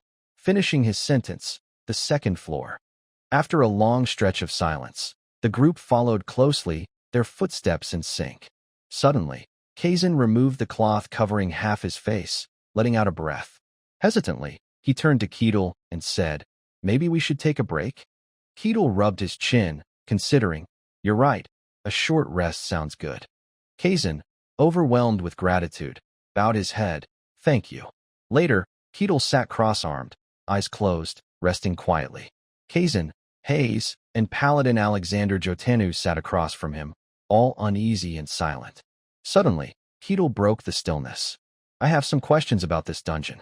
Hayes blinked, startled, and replied, "What?" Keatle smiled warmly, turning to her. "I'm embarrassed to admit, but I don't know much." Hayes, flustered, stammered. "Wanting to learn is admirable. I don't know much either, but," Keatle politely responded, "Thank you." Her eyes widened with curiosity as she looked at him. "What are you wondering about?" Keatle stroked his chin, recalling the nearby villagers, and asked, "This dungeon is close to the territory. Doesn't that cause issues with the dungeon and its monsters?" Hayes explained, "Basically, dungeon monsters don't spill out into the open. There are exceptions, of course, but those are controlled and dealt with in advance." Kazan coughed lightly, adding, "Dungeons are natural phenomena, sometimes caves, sometimes towers. They usually appear near populated areas." From their explanations, Keatle nodded. "So that's why this dungeon is here." Hayes continued, "When a dungeon appears, the territory assesses its danger level. Then, outsiders like us, mercenaries or guards, handle it." Keatle's face lit up with a sudden smile as he let out an "oh." He pressed further, "So, there aren't dungeons within the territory itself?" Hayes answered promptly, "Dungeons only appear at a certain distance, away from populated areas." Keatle nodded, "I see." His expression grew excited. "If it's a dungeon, there must be rewards for conquering it, right?" Hayes propped her chin, thinking of skeletons and treasures. "Yeah, exactly. Usually, there's a boss at the final level. Defeat it, and you get all sorts of rewards. For a dungeon like this, the rewards shouldn't be bad." The darkness hid half of Keatle's face, leaving only his smile visible. "Like a game." Hayes looked at him curiously. "A game?" Realizing his slip, Keatle brushed it off, "Just talking to myself." He quickly changed the subject. "One more question." Hayes hesitated. "Sure, go ahead." Keatle asked abruptly, "Who created this dungeon?" Hayes's mind filled with question marks, her face blank. "What?" She stared at him, confused by the question. "Dungeons just appear naturally. No one creates them." Keatle felt something off, as if an unseen hand were pulling strings behind the scenes. There's too much that doesn't add up. First, they always appear near populated areas, as if someone deliberately placed them for us to deal with. The image of a serpent coiling around a red apple flashed in his mind as he added silently, "They appear near crowds and lure people with grand rewards." Keatle looked at the group seriously. "To me, that feels more artificial than natural." Hayes jolted, startled. "That does make sense." She rubbed her chin, murmuring, "I never thought about it because I took it for granted." Even Kazan fell silent, questioning himself. "I've never doubted it. It's always been an absolute truth." Could this barbarian really be questioning such a fundamental truth? Kazan glanced down, thinking, barbarians have always been ignorant and brutal, like beasts eyeing prey with one cold, merciless eye. That image has never changed. Just Keatle's fearsome appearance alone piled doubts in Kazan's heart. If what I know is true, is this barbarian really just an ordinary one? As his thoughts spiraled, Keatle's voice cut through. "This is fascinating." He nodded, smiling at everyone. "Have you all rested enough?" The three jumped to their feet. "Yes." Keatle cheerfully led the way, waving for them to follow. "Let's keep going then." Kazan quickly responded, "Yes." They continued forward, cautiously scanning their surroundings. Keatle led calmly, with Kazan and Alexander Jotenu guarding the flanks, and Hayes trailing closely behind. Suddenly, Keatle paused, his eyes narrowing as he spotted something. "What's that?" Kazan immediately explained. "It's a treasure chest, one of the dungeon's rewards. If you can open it, the treasure's yours." In his mind, he added, "Easier said than done." Opening a high-level chest like that requires an expert thief with mastered lockpicking skills. Someone that skilled wouldn't be risking their life in a dungeon like this. Guess we'll have to pass it up. But Keitel's voice snapped him out of his thoughts. Kazan, open it. Kazan's face froze, disbelief flooding him. What the hell? He stared at the locked chest. It's a treasure chest, right? You're a thief, aren't you? Kazan paled, forcing a weak smile. Yeah. But Keitel, oblivious to his hesitation, looked thrilled. Treasure chests are a thief's job, right? That's why I'm asking you to do it.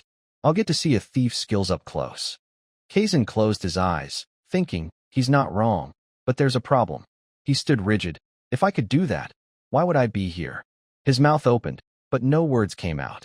A lowly thief, unrecognized by any guild. Where would I get lockpicking skills? I can't admit that. Keitel's eager, expectant expression made it harder to speak. If I confess, that excitement will turn to disappointment. He pictured Keitel's face flipping 180 degrees, glaring coldly. You call yourself a thief and can't even do that? Pathetic. The memory of Keitel's foot crushing the skull flashed in Kazan's mind, and he froze, screaming internally. He forced a laugh, scratching his head. I'll give it a try. Moments later, Keitel stood behind Kazan, his eyes sparkling with enthusiasm. You pick locks with those tools? That's so cool. Kazan, grimly contemplating his fate, thought, he's staring at me. If I fail, I'm dead. His face darkened. He tried to recall distant memories. Think. Remember the skills I saw when I was a porter. Keitel, like a monstrous figure radiating dark purple power, watched Kazan's every move. Kazan, drenched in sweat as if sitting on a fire, bet his life on his thief skills. Taking a deep breath, his trembling hand touched the lock. Keitel's gaze burned into his back like fire, but a scream of his soul echoed within him.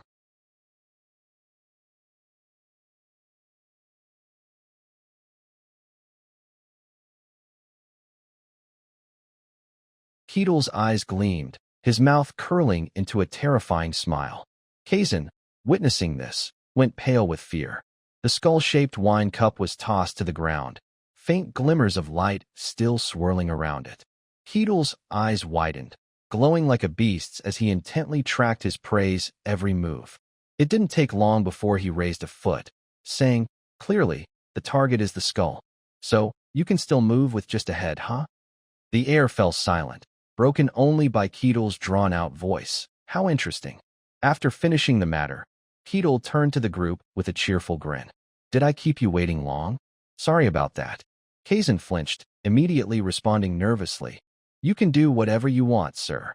Though Keitel didn't quite understand, he hesitated before saying, thanks. He quickly turned and strode forward.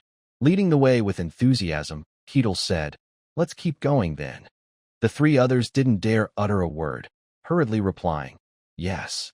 After walking for an unknown amount of time, Keitel's steps suddenly halted, and all four stopped in their tracks. Kazan opened his mouth. Keitel glanced down at the staircase descending to the lower level, finishing his sentence, the second floor.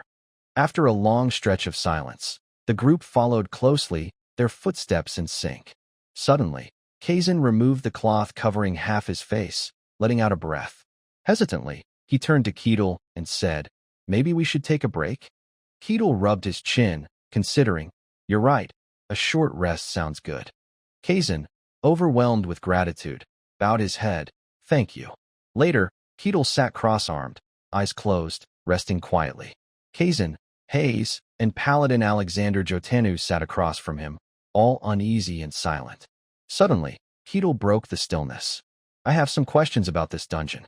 Hayes blinked, startled, and replied, what? Keitel smiled warmly, turning to her. I'm embarrassed to admit, but I don't know much.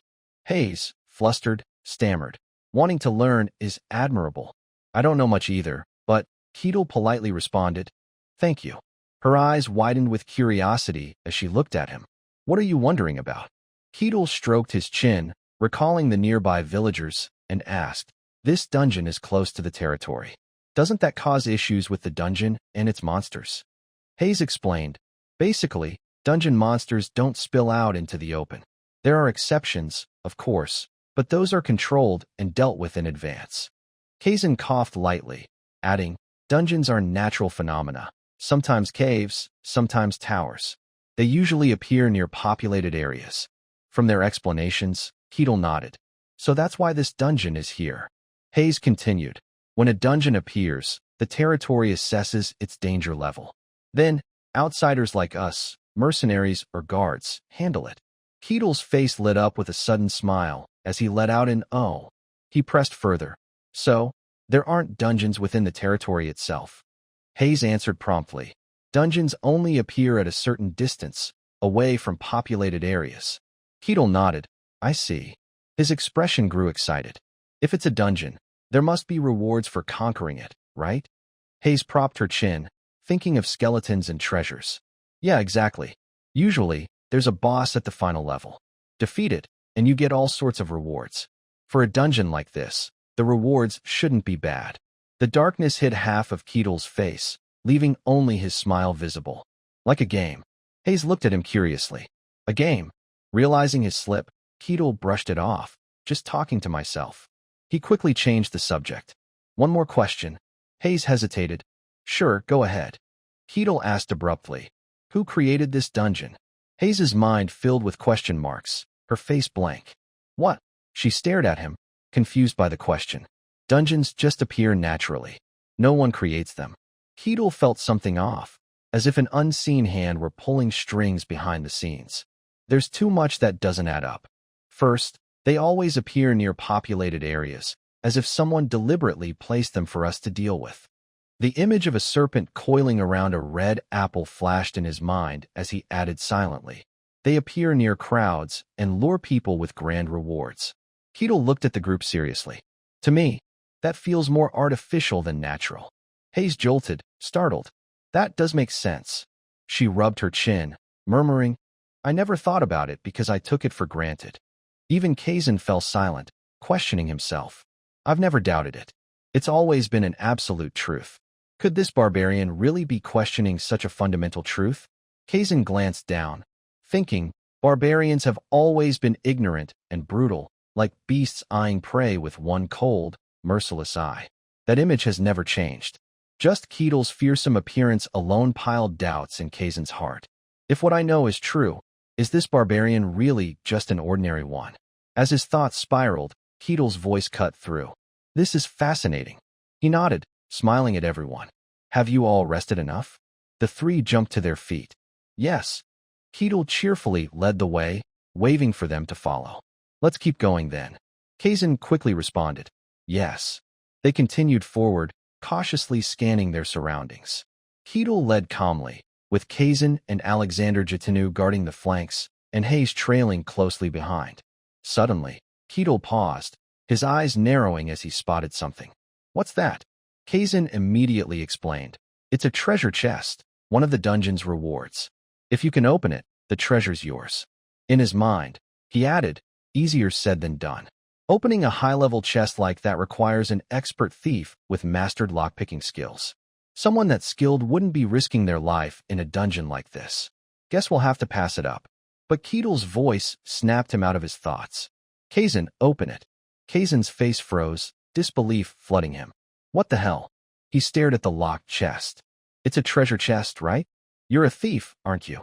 Kazan paled, forcing a weak smile. Yeah. But Keatle, oblivious to his hesitation, looked thrilled. Treasure chests are a thief's job, right? That's why I'm asking you to do it. I'll get to see a thief's skills up close. Kazan closed his eyes, thinking, he's not wrong, but there's a problem. He stood rigid. If I could do that, why would I be here? His mouth opened, but no words came out.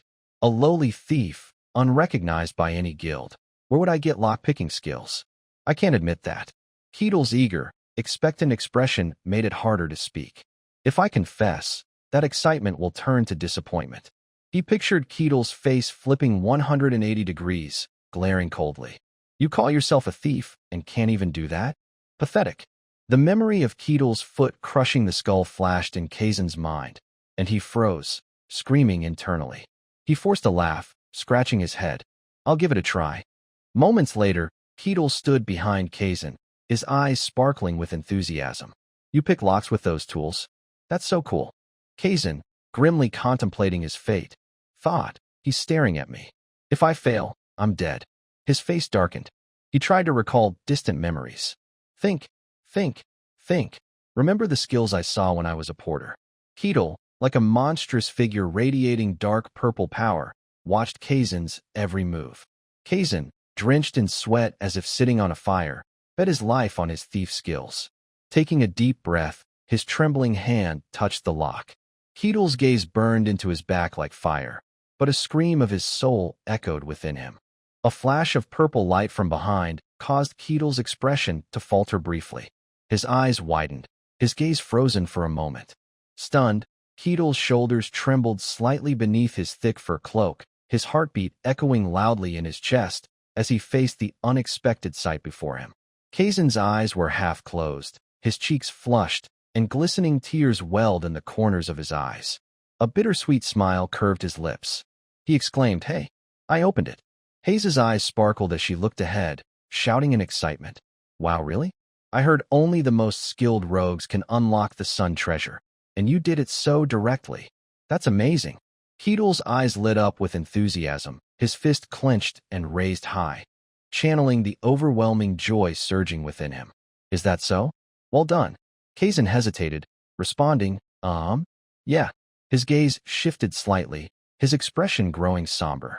Kaizen gave a faint smile, as if trying to mask his inner turmoil. His eyes betrayed a flicker of self-doubt. He wondered, can I really not step up? What's going on? Just a glance and I pulled it off so effortlessly? He looked away, lost in quiet contemplation. Kaizen had always prided himself on his survival skills, but for the first time, he questioned his very existence. Have I really been giving it my all? Standing at the ship's bow, Keatle crossed his arms, looking down and asking, "How much is this place worth?" Hayes followed his gaze and replied, "Well, with this haul, an average family could live luxuriously for a month." Kaizen remained seated in a corner, his face still clouded with unease. Keatle flashed a confident smile, nodding knowingly. "Got it." His call snapped Kaizen out of his thoughts. "Kaizen, handle the distribution of the rewards." Kaizen replied, "Yes, sir." A hand holding a silver goblet reached down toward the pile of gold, as if to scoop some up. Kaizen paused, holding the goblet up to inspect it, his face etched with shock and worry. Someone called out, "Kaizen." His eyes widened in panic, cold sweat beading on his pale face, his hair fluttering. Keatle asked softly, "Need any help?" Kaizen didn't respond, instead letting out a relieved breath. Sensing something off, Keatle pressed, "Are you hurt?" Kaizen shouted, "Sir, I didn't do anything." The outburst left all three puzzled. With steady steps, they moved forward, their faces cold and expressionless. No one spoke, their eyes fixed ahead until someone broke the silence. "Wait, it's skeleton soldiers." The group stopped before a pile of dry bones scattered on the stone floor. Keatle counted the skulls and murmured, "For heads, so 4 of them." He continued, "I'll handle 3. The others trembled with fear, but maintained their stoic expressions. Keatle's eyes gleamed with a menacing purple light, a wicked smile spreading across his face, his gaze sharp enough to pierce his foes. "The last one's for you all." Kaizen paused to think, "This is real combat now," then quickly replied, "Yes, sir." Paladin Alexander Jotenu and Hayes responded in unison, "Understood." Keatle's feet edged closer to the bones. Suddenly, a skull on the ground rattled, its jaw moving, its eyes glowing with an eerie green light. Kaizen, tense, muttered, "No matter how many times I see it, watching those bones reassemble is still creepy." The 4 skeletons pieced themselves together, moving like living beings. They rose, faint green glimmers surrounding them, leaving the group in awe. The skeletons lunged as if to attack, roaring and baring their teeth menacingly. Keatle immediately commanded, "All of you." Paladin Alexander Jotenu began casting a spell. Hayes muttered incantations, and Kaizen prepared to strike with focus. Keatle shouted as the 4 skeletons charged. Kaizen positioned himself in front, faint gray smoke swirling around him. He swung his arm in a circle, creating a golden sword-like streak that grazed a skeleton's face. 2 skeletons behind it exchanged confused glances, while another, struck hard by something, looked panicked. Keatle grabbed 3 skeletons tightly, whispering, Now, this is a rare sight. Don't ruin it." He leaned down to the skeletons, murmuring, I'll take care of you. A gaunt skeleton raised its sword high, swinging to unleash a white flash toward Paladin Alexander Jotenu. But he swiftly raised his shield. The sword pressed heavily against it, making it hard for him to hold. His face hardened, his eyes sharp as bullets. Something shot up from the ground with tremendous force. Kazan leaped powerfully, attacking from behind with a sharp dagger. The loud noise alerted the skeleton, but Kazan's wild gestures sent it flying upward, sprawled on its back. Haze's gaze locked onto a point. She raised her hand, enveloped in red-gold light, and shouted, "Shadow illusion." Paladin Alexander Jotenu staggered, nearly falling face first. He dropped to one knee, gripping his glowing white sword tightly. The skeleton collapsed alongside him. Smoke rose from the skeleton's body, cracks spreading across it. It struggled, enveloped in green mist. Keto laughed triumphantly. "Ha-ha?" He stood midair, feet on two skulls, hands gripping two others with smug satisfaction. "Didn't expect to see such a textbook formation in action," he added, "truly rare." His fists smashed through the air, catching fragments as he smiled. "Now that the nuisance is gone, let's enjoy." A golden light flashed, his sword slicing through the air with a sharp arc, striking the skeleton with a deafening clang in the eerie space. Kazan thought, no doubt about it. This barbarian. Hayes and Alexander Jotenu's expressions grew complex, sweat beading on their cheeks. "He's testing us." The skeleton's face turned comical, its eyes and mouth wide, kneeling and clutching one leg's knee in confusion. Everyone's eyes blazed red. Some muttered spells. Others swung daggers or swords at the skeleton, fearing that showing weakness would mean death. Light streaks slashed through the dark night. A skull lay still on the stone, faint blue-white glimmers lingering. Keto crouched, landing with a heavy thud. The others sat in silence, the air growing heavy. Keto reflected quietly, no doubt about it. The people of the snowfield plains are pretty capable. 3 more skeletons appeared, grinning with eerie, terrifying teeth. The third floor's monsters are also skeleton soldiers, and their numbers are increasing, but with Keto leading, we've passed without trouble. Finally, Keto charged like lightning, striking them hard. Hayes watched silently, her eyes filled with admiration, hands clasped as if resolving to do something. Kazan faced Keto, his gaze cold and stern. A knight in dark armor sat motionless amid cold bones, gripping his sword's hilt, as if guarding a buried secret in the dark dungeon. In the deepest chamber, on cold steps, the black-armored knight sat still on his throne, faint torchlight reflecting off his scratched armor. The intruders stood silently at the step's base, barely daring to breathe. "Skeleton Knight." Hayes trembled, panicking. "No way. Why is something like that here?" Keto asked, "Different from the others?" She stressed, "Yes, it's strong. Very, very strong."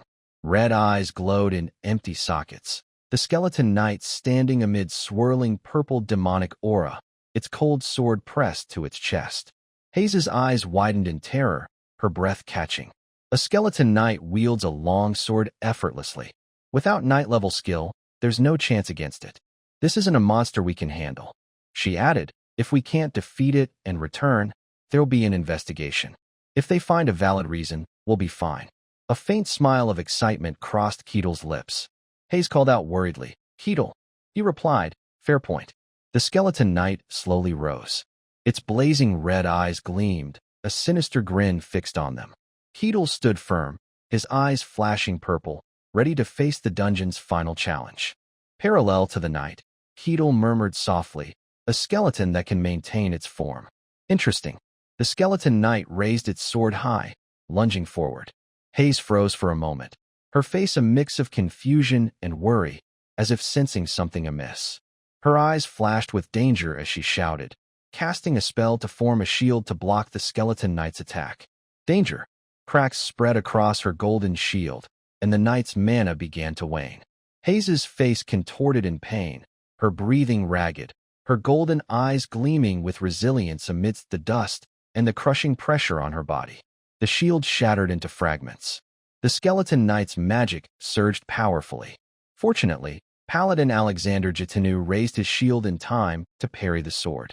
Purple smoke curled from the shield into the air, the figure instinctively retreating, breathing heavily, eyes tense as they witnessed the force that swept the battlefield. Keto glanced back, exclaiming, "Oh." Alexander Jotanu, sweating profusely, was visibly strained. He wondered, a single blow with that kind of power? The skeleton knight's massive frame made its attacks devastating. Alexander Jotanu, fearful, muttered, "Too strong." The knight's eyes turned mysterious, almost indescribable. It stood on the ground, grinning wickedly. Its cloak billowed in the wind, surrounded by a terrifying purple haze. Keto, silent, one eye closed, the other fixed on the knight, his gaze growing more dangerous. The skeleton knight charged at Keto, who delivered a powerful punch to its body. The knight staggered sideways, its expression comically dumbfounded. The other three watched in astonishment, eyes wide, mouths agape, speechless. Keto clapped his hands, brushing off the dust. He smirked and asked softly, "That's it?"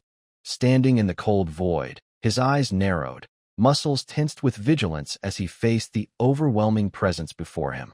His eyes widened briefly, a flicker of surprise crossing his face, as if he'd seen something unexpected. Keto called out, "Kazan." Hearing his name, Kazan glanced over, responding, "Yes, yes." A gleaming sun treasure sat neatly on a stone ledge, secured by a golden lock. Keto asked quietly, "Can you open it?" Kazan shouted frantically, "Sir, I can't. It's protected by a high-grade lock. My skills aren't enough." Keto, slightly disappointed, replied, "Is that so? What a shame." Kazan said glumly, "It's a pity, but we'll have to give up."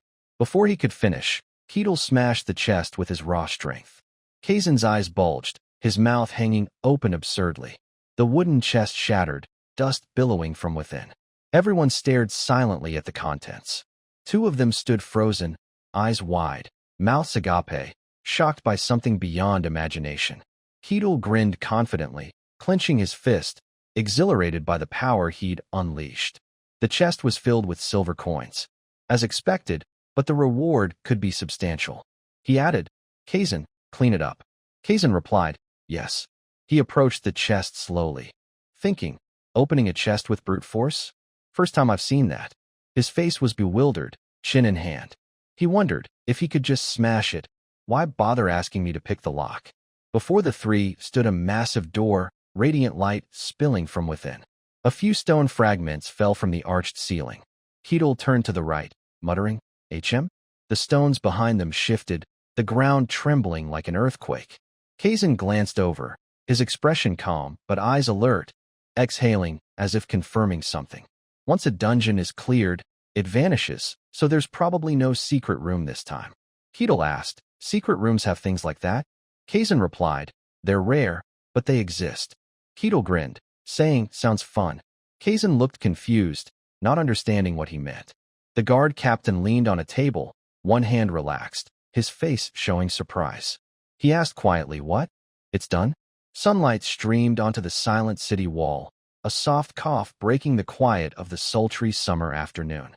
Ahem. He hesitated, then asked, "So, how was the dungeon?" Keto gave a thumbs up, enthusiastically replying, "Really fun." The captain seemed deflated, stammering, "I see." He gestured and instructed, "Let's proceed with the entry procedures. Follow me one by one." Hayes froze momentarily, her face showing a mix of confusion and worry. "No major issues, sir." The captain pressed, "Do you think that barbarian can stay in the territory?" She rubbed her chin, pondering, then hesitantly replied, "I think it'll be fine." The captain mused, "She's being vague about that barbarian." He frowned, thinking, clearing a dungeon isn't the issue. It's the process, the real goal being to weed out dangerous individuals. Kazan said confidently, "He's not the type to cause trouble." The captain met privately with Paladin Alexander Jotanu to question him. Crossing his arms, he reflected, "He's strong as a beast, but won't harm anyone. He's different from typical barbarians." Keto praised, "Kazan did well. As a rogue, he disarmed traps and tried unlocking the chest. Alexander was a strong frontline fighter. Hayes' prayers helped us a lot." Kazan replied, "I see." Alexander Jotanu rambled on, but the captain's expression grew complex. He wondered, strange. Usually, when strangers force their way into a dungeon team, they don't praise others so generously. Sweat rolled down his cheek as he continued, "Good. You're permitted to enter." He added a warning, "You're allowed in, but cause trouble, and you're out." Be careful. Keto replied, Yes, sir. Someone handed over a cloth sack. This is the conquest reward. The group divided it among themselves. Keto mused. Sometimes guards take the rewards. Holding the sack, he said, Thanks a lot. Looks like they didn't touch it this time. Turning to the group, Keto suggested, Let's split it evenly. Kazan blinked. Huh? All three declined the reward. No need. Same here. Keto insisted, We worked as a team, we share the reward. No refusals. Kazan scratched his head, agreeing, All right. Keto pressed on, Let's celebrate with drinks. Any taverns nearby? The three exclaimed, Huh? What?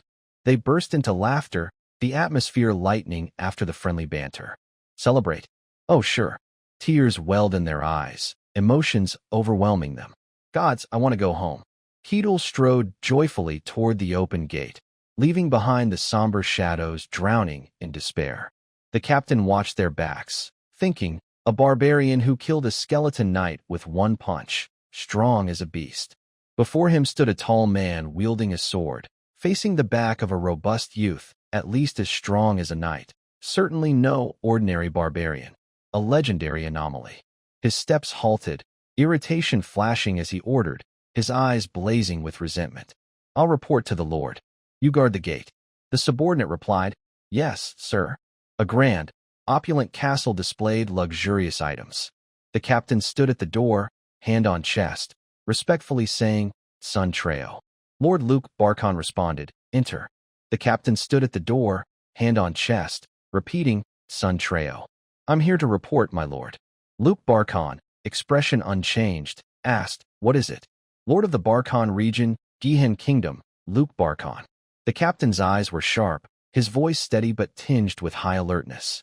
The head of the first security team reported, A barbarian has entered the territory. He paused, his eyes glinting, as if weighing something carefully. The opulent palace exterior gleamed even more under the moonlight, but the lavish interior decor truly left people in awe. Luke Barkon suddenly spoke. You've granted him permission? The guard captain confirmed. Yes, sir. It's not a major issue. Luke was puzzled by the captain's meaning. Then what's the problem? The captain voiced his concern. He's too strong enough to be a problem.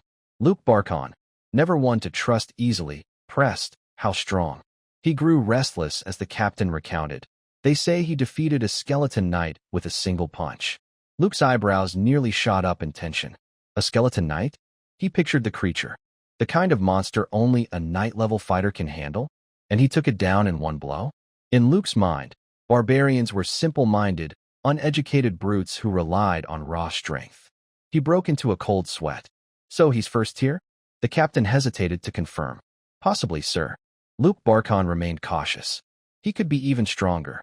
The captain, at a loss, admitted, I can't say for certain. He was unsure how to handle the situation. A warrior of that caliber, and a barbarian no less. A race that believed strength was truth. This was a headache. Luke Barkon had a different approach. For now, summon him. The captain, alarmed by the order, asked, Will you be all right, sir? Luke had his own calculations. Letting someone that powerful roam freely in the territory is already reckless. Meeting him directly will put me at ease. The captain remained uneasy. It could be dangerous, sir. Luke, confident in his robust defenses, replied, I have my own knights. The captain flinched at the Lord's statement and turned to the knight for his opinion. The knight judged intuitively. He's strong, but just a barbarian. A muscle-bound oaf with no intellect. The Lord's knight was supremely confident in his skills. Against my swordsmanship, trained directly by the sword saint, he's no match. Luke nodded slightly, agreeing with the knight's assurance. He ordered the captain, Call the barbarian here. I'll speak with him directly. At the dining table, laden with delicious dishes, Ketel devoured a chicken drumstick, leaving only a few sauce stains on his lips. The others were stunned by his voracious appetite. The atmosphere grew quiet as Alexander, Kazan, and Hayes were left speechless. Ketel slammed his mug on the table. We'll praise the meal after we're done. This is delicious. Great place. I like the calm vibe too. I'm covering the bill today, so eat freely. Hayes let out a laugh to ease the tension. Ketel turned to Alexander, asking, You're a holy knight, right? Alexander replied calmly, Yes. Ketel was curious about his power. What's that holy power you use? I didn't see it during the dungeon raid. Alexander awkwardly explained. I'm still training, so my holy power hasn't awakened yet. Keto looked surprised. Oh, that's unlucky. Alexander, embarrassed, didn't elaborate. Yeah. Keto swiftly changed the topic. You said you serve a god named Kalosha, right? Any temples nearby? Hayes made up an excuse. Sir, I don't think so. She's not a widely welcomed deity. She knew the truth and held back. Kalosha, the god of deceit and chaos, was shunned and reviled. Hayes hesitated, unsure whether to ask. Sir Keetle. Keetle, engrossed in his food, responded, HM? What? Her question startled Alexander and Kazan. How strong are you, really? Keetle, lost in his meal, couldn't define his own abilities. I'm not sure about rankings. I haven't been out of the snowfield plains long, so I'm curious myself. How strong is a skeleton knight? Hayes's estimate was fairly accurate, at least second tier to handle one. First tier could take it down like you did. Keetle, modest, said, then maybe second tier. The tavern owner's voice trembled. Pardon, but we're preparing to close. Keetle urged everyone to leave. My fault. Let's go. He asked about their plans. Got any upcoming schedules? Hayes and Alexander shouted, yes. We're booked. Kazan boldly added, super busy. Keetle's eyes sparkled, I see. Shame. Guess we part ways here. See you all someday. But all three thought, no need to meet again. Goodbye. Keetle's feet rested on a soft bed. He smiled happily. This is great. Is this the first time I've slept in a bed since coming to this world? He shocked the innkeeper. I'm glad the dungeon reward let me stay here without much hassle. He felt more alive than ever. Compared to the snowfield plains, this place is paradise. Keetle was lost in thought. It's been a while since I woke up in the snowfield plains and found civilization. Now what? I want to experience more, feel more. He expressed his longing. I want an adventure to the holy land of Elfo Sagrado. His unfulfilled goals included the magic tower and the capital. He closed his eyes to rest his mind. Sunlight streamed through the window. Keetle woke, still groggy, wiping drool from his mouth. Early in the morning, the guard captain came to him. Did I wake you? Sorry. Keetle wanted to know why. Captain of the guard, what's up? Clearing his throat, the captain announced, Lord Luke Barkon wishes to meet you in person. Keetle stood, his eyes glinting with determination. Keetle could hardly believe his ears. Whoa, the Lord? The Lord who rules this land. The master of this entire territory? A figure of such importance wanted to meet him? Without hesitation, he agreed. Got it. Keetle prepared to leave. Should I go now? Let me get dressed, and I'll head out. The guard captain was skeptical. That easy? Sunlight poured into every corner of the bustling streets. Only now did Keetle feel the lively atmosphere of the market. When I first entered this territory, it was already dark, so I only caught a glimpse. Keetle observed his surroundings, but seeing it in daylight, it's truly impressive. He found the life here peaceful. Keetle flashed the captain a smile. If this is what lucky fantasy is like, I'm all for it. The captain thought, what's wrong with this guy? He suppressed his irritation for the sake of his duty. We don't have much time. We need to get back quickly. In a blink, they arrived at the palace. I've brought the barbarian, my lord, the captain announced. Luke Barkon instructed the guards at the door, let him in. Keetle stepped into the grand hall. Luke Barkon extended a hand. A pleasure to meet you, barbarian. He introduced himself briefly. I am Luke Barkon, lord of this land, the Barkon territory of the Gihin kingdom. Keetle responded politely. A pleasure to meet you, the rightful lord of the Barkon territory. He bowed slightly to show respect. Luke Barkon's eyes nearly popped out at the gesture. Speechless with shock, he thought, a barbarian shaking hands? He tried to stay composed. Barbarians don't shake hands. For them, strength is everything, no exceptions. I must have lived long enough to see something like this. Luke quickly shifted his demeanor. It seems you've learned some basic etiquette. Have a seat. Keetle sat across from him in the opulent room. The palace's decor was strikingly different from the outside, everything gleaming with metallic splendor. Keetle, surprised, remarked, so this is what a lord's castle looks like. He noticed something else. Even in a fantasy world, the castle feels straight out of the medieval era. Huh. His gaze shifted forward. Is that a knight guarding the lord? His childhood dream was coming true. As a kid, I loved playing knight-themed RPGs. I never thought I'd see a real knight in person. Amazing, just like I imagined. He sensed someone watching him. The Lord's Knight overanalyzed, murderous intent. He always viewed others with suspicion. That's definitely murderous intent. How dare he exude such a presence in front of the Lord?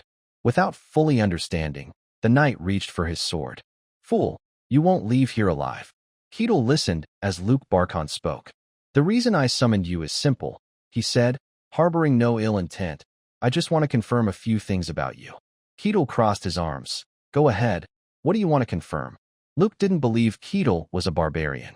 Where are you from? Ketil's answer was long-winded but vague. Is that what matters to you? I come from the coldest place in this world, covered in white snow. Luke guessed, the snowfield plains. Always cautious, he thought. He's truly a legendary barbarian warrior, standing right before me. He still had doubts. Hard to believe. Tell me more. Ketil replied, it's a harsh place. Believe it or not, that's up to you. Luke pressed for more. Then let me ask something else. He was more tense than Ketil. How strong are you? Luke needed an answer to prepare countermeasures. What matters is how dangerous his strength is, right? Ketil spoke truthfully. You're asking the wrong question. I don't know the strength standards out here. Luke was at a loss, I see. He glanced at his knight, who understood without needing clarification. Luke chose another way to test Ketil's strength. Then, would you like to spar with one of my knights? If you agree, I'll ensure you're well rewarded. Ketil was confused. A spar? Luke anticipated his performance. It won't be a fight to the death, of course. I trust you'll keep it within bounds. Ketil grinned broadly. I'm in. His calm enthusiasm startled Luke. A duel with a knight was something Ketil had dreamed of, and now it was happening. Not just any knight. A fantasy world knight with magic and armor. A chance to witness real combat skills. I'm so excited for this. Luke gripped his chair, still prejudiced against Ketil. As expected, a barbarian is a barbarian. No matter how polite, his savage love for battle and thrill remains. Both Luke and his knight mistook Ketil's excitement for murderous intent. The scene shifted to the arena. Luke waited to see who would emerge victorious. The Lord's Knight and Ketil stood in the arena. The knight took the duel seriously, while Ketil radiated energy. Luke couldn't wait another second. Let's begin. I hope no blood is shed. A servant rang the bell. The knight sneered condescendingly. Consider it an honor to witness my swordsmanship, lowly barbarian. Ketil brushed off the insult. I'm looking forward to it. The knight couldn't fathom his relaxed demeanor. How dare he be so calm? He was ready. I'll show you. The knight charged forward. The gap in skill was overwhelming. The knight wanted to test Ketil's reaction. Let's see what you've got, barbarian. 3 blades appeared in an instant. His sword had 3 edges fused together. Ketil, startled, exclaimed, a sword that splits into 3? Ketil's 3 green-tinted sword blades thrust toward him simultaneously, sparking doubt in his mind. An illusion? His face froze momentarily, but his body instinctively dodged with lightning speed. No, this isn't an illusion. The knight's relentless attacks missed every time, and a realization flashed through Ketil's mind. All 3 swords were real. Is this swordsmanship? The knight, watching Ketil's stunned yet evasive movements, smirked triumphantly. You're struggling just to dodge my blades. He taunted, impressive enough for you. Confident of victory, he aimed to end the fight quickly, but there was no need to continue. Suddenly, Ketil's loosely clenched fist extended forward. His expression remained impassive, and with a casual flick of his fingers, the knight's sword shattered into pieces. The unexpected turn left the knight incredulous. What? How? Ketil gave him no time to recover, appearing before him in an instant, his hand reaching for the knight's chest. Ketil's grip tightened on the knight's breastplate, veins bulging as the sturdy armor warped. With a powerful toss, the chest plate shattered into fragments. The knight's body flew backward, mouth agape, seemingly unconscious. Luke Barkin's eyes and mouth widened in shock as he shouted, What? His gauntlet hand dropped limply. The knight, flung far, slumped against the wall, leaving a deep crater in the ground and a dent in the wall. Seeing his knight defeated in a single blow, Luke couldn't believe his eyes. His mind reeled. One strike took down a first-tier knight. What kind of monstrous strength is this? Ketil turned, smiling at him. That's it, right? Luke, speechless for a moment, stared in stunned silence before slowly responding, yes. The terrifying moment of Ketil's power haunted Luke's thoughts. A barbarian who can defeat a first-tier knight in one blow. This is monstrous strength, at least transcendent tier, but that's the bare minimum. Its depth is immeasurable. His expression grew grave. A barbarian with such power could shift the world's balance. The image of a heroic man with a sword and a dragon surfaced in his mind. If so, I should inform him. One of the few in this vast world titled Sword Saint. Luke lowered his head, muttering, "It's about time he showed up. I wonder if he'll be interested." As he spoke, a voice interrupted, "Are you talking about me?" Luke flinched, his gaze snapping toward the voice. The window was open, sunlight and breeze pouring in, the thin curtains fluttering. Standing there was an old man in a green cloak, arms crossed, calmly watching. Luke sighed, glancing at the sudden visitor. "Your taste for theatrics is as bizarre as ever." The old man chuckled. Everyone needs a bit of entertainment. He was none other than Sword Saint Cain. He spoke, arms still crossed. "So, why not tell me about this interesting matter?" Luke leaned on the table, standing with a slight bow to the Sword Saint. "It's an honor you came despite my abrupt summons. I present myself to the great Sword Saint, Sir Cain." Cain didn't respond, only staring. Luke maintained his posture. The scene shifts to later, where the knight defeated by Keatle stood. The wooden door swung open. Luke Barkon was already in the room, startling the knight with his sudden question, "How's your condition?" The knight, clutching his wound, struggled to rise. "I'll be fine in a few days. My deepest apologies, my lord." Before Luke could respond, someone behind him cut in, "You should apologize to me." Sword Saint Cain, hands clasped behind his back, looked at him. "My foolish disciple, defeated by an unknown barbarian." The knight panicked at his master's presence. "Master." Luke glanced down. The knight's clothes were torn at the chest, but his body was unscathed. Cain calmly stated, "Not a single wound." He reflected on the barbarian, musing, "Before coming here, I saw the boy's armor completely destroyed. Given its state, it wouldn't be surprising if he were dead, yet his clothes are only slightly torn, his body unmarked. Did the barbarian hold back?" Cain stroked his chin, eyeing his disciple. "He's not an ordinary foolish barbarian.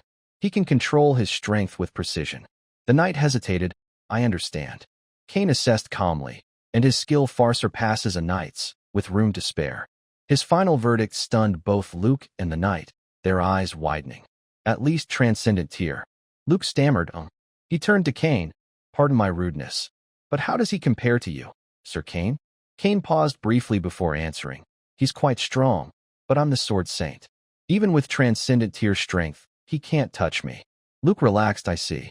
Cain rubbed his chin, "But I didn't see him use aura, yet his strength reached that level." His words shocked Luke. "That's impossible by normal means. Is this the power of a barbarian from the snowfield plains?"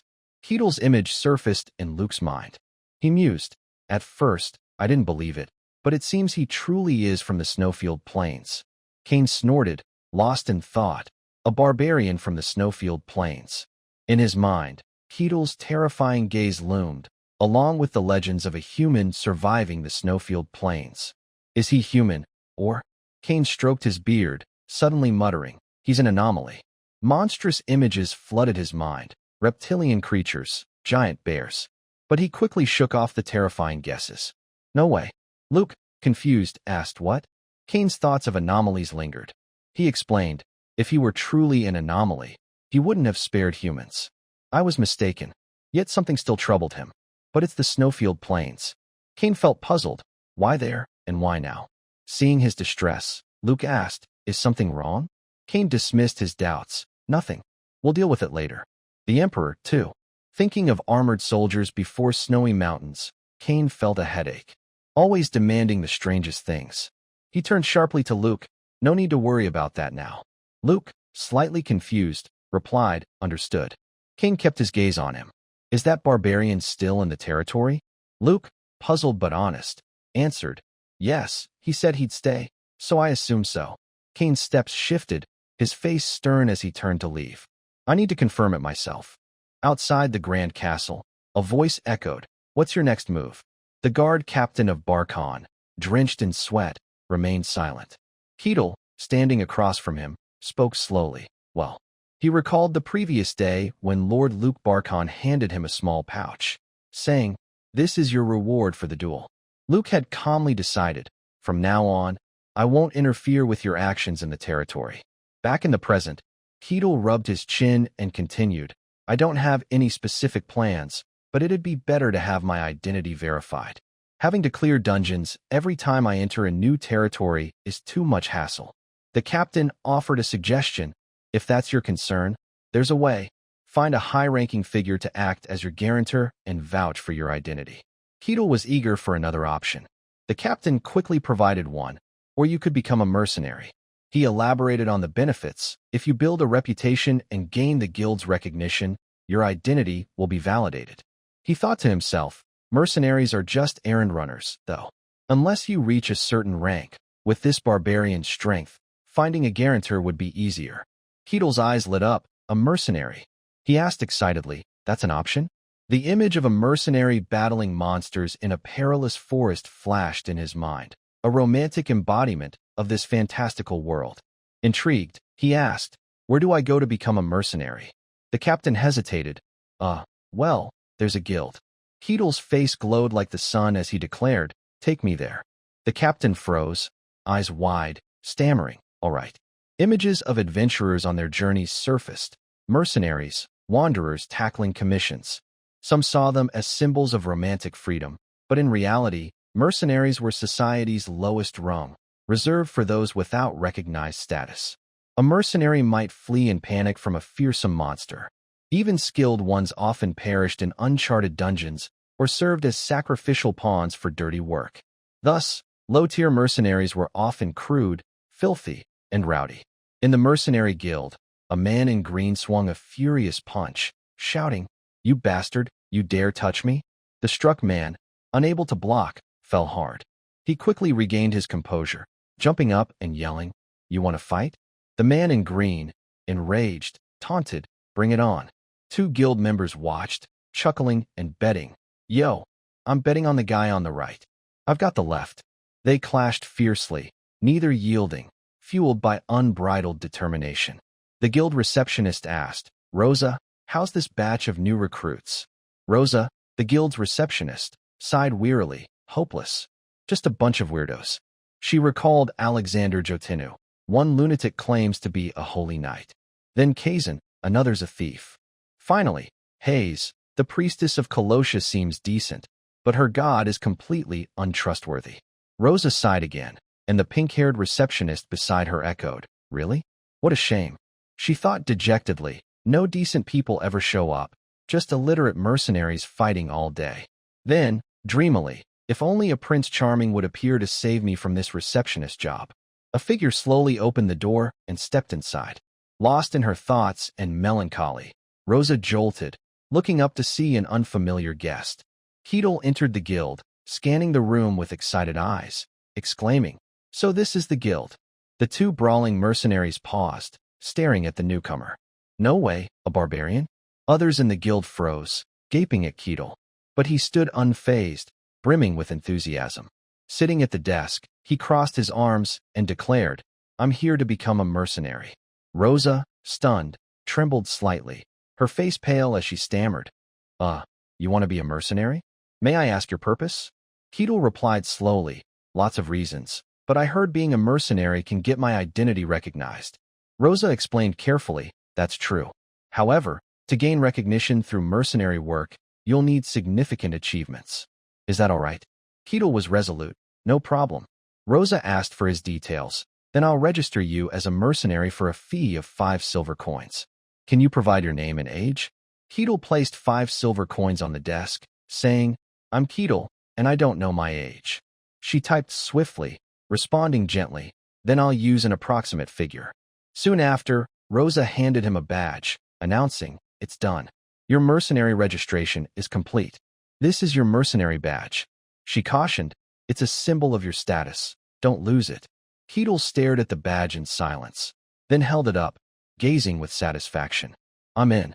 He asked Rosa, any missions available now? I want to start right away. Surprised, she hesitated. Missions, right. She handed him a mission board. These are the tasks you can take. Keetle examined it, surprised. Wait, that's it? The board listed low-tier tasks, gathering herbs, cleaning basements, clearing sewers, sweeping streets, night patrols. Rosa gave an awkward smile. As a low-rank mercenary, these are the tasks available to you. Internally, she worried. Barbarians are proud. What if he gets angry? Should I call someone? She pressed on. If you complete these simple tasks and build achievements, you can take on harder ones. Keto pointed. I'll take this one.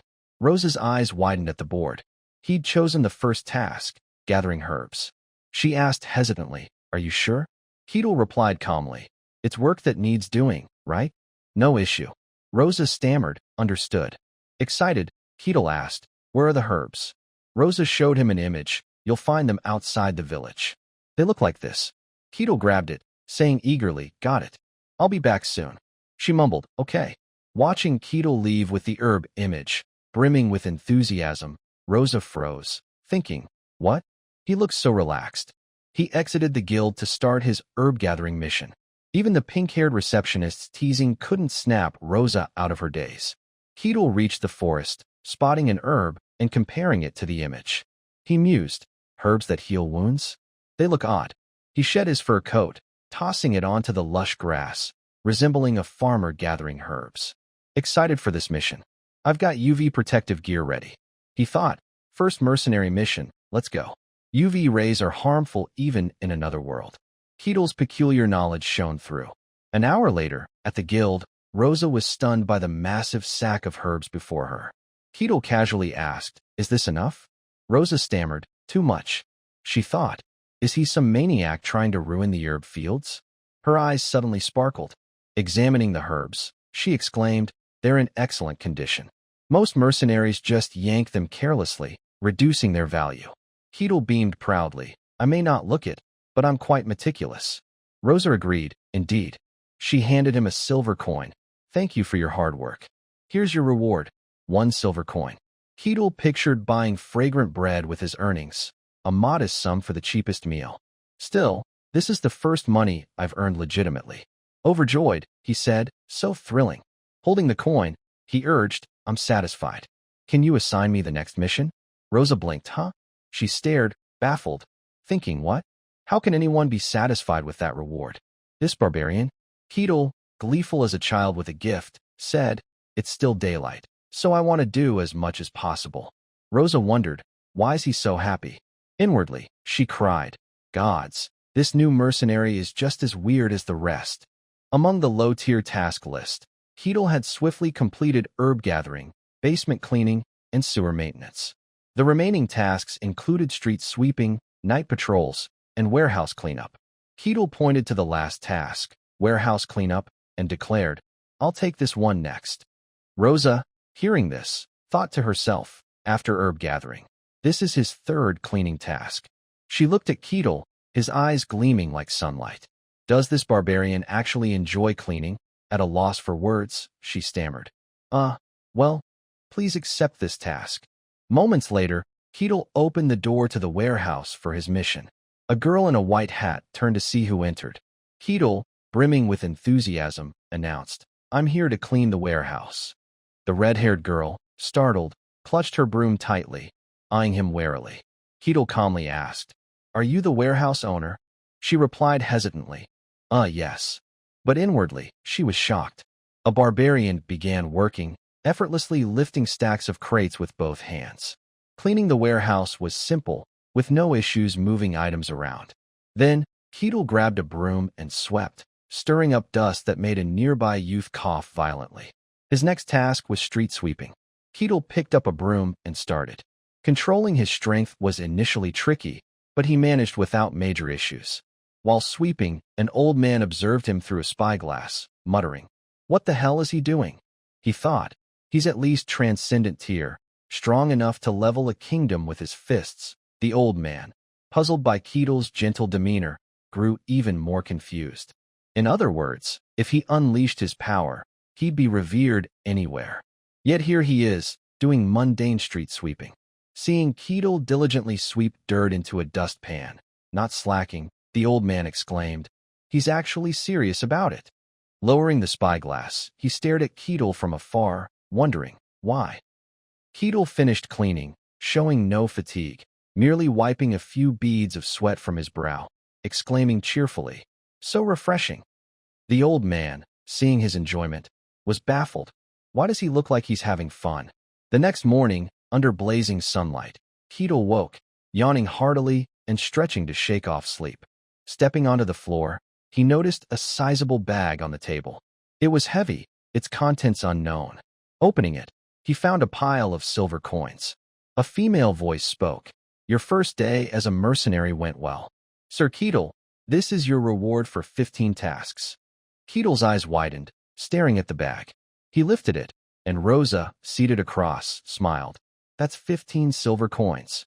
His joy was unmistakable, delight radiating from his face. Keatle grinned. "Thank you so much.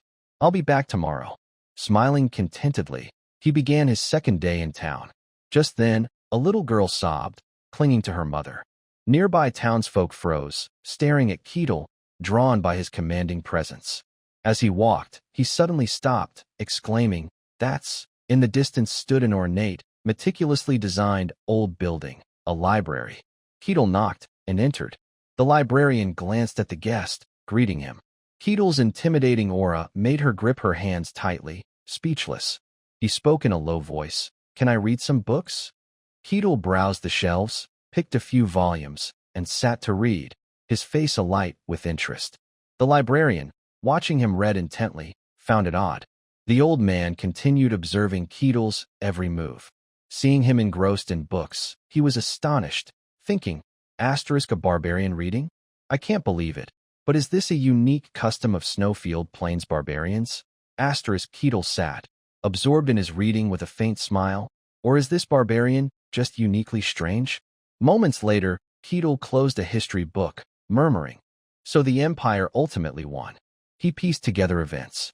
Years ago, Mylina visited the Snowfield Plains, offering to sell weapons to Barkon for their war against the Empire. Yet the Empire prevailed, their flags raised in victory. Now, the Empire was mighty, with Barkon nearly a vassal state. The Empire's knights were ever ready for fierce battles, having conquered half the human world and still expanding.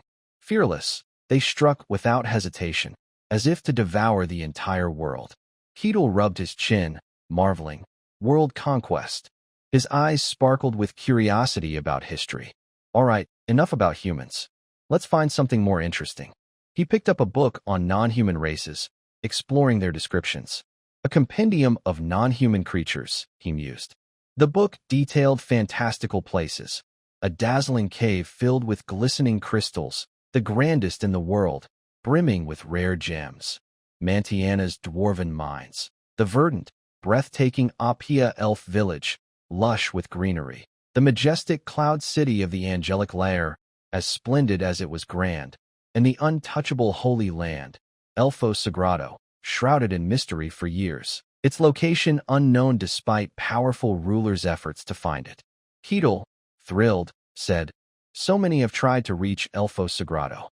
His eyes widened, spotting something intriguing. Bringing the book closer, he read carefully. Wait, there are other places like the Snowfield Plains? Terrifying realms, demon lands rejecting human presence, filled with anomalies. Many such domains existed, but 5 were vast. The silent forest, where all was still. The abyss, spreading evil. The deep sea, where primates breathed and thrived. The infinite black hole, where nothing existed. And the Snowfield Plains, perpetually snowbound. The inhabitants of these lands were steeped in indescribable mystery. These demon lands housed horrific monsters, avatars of destruction. Yet, they couldn't invade human territories. Keatle exclaimed, "How vast is this world?" Rubbing his chin, he wondered, are there really other places like the Snowfield Plains? Soon after, Keatle stood, saying, "That's probably all the info here." To the librarian, he said gently, "This was really helpful.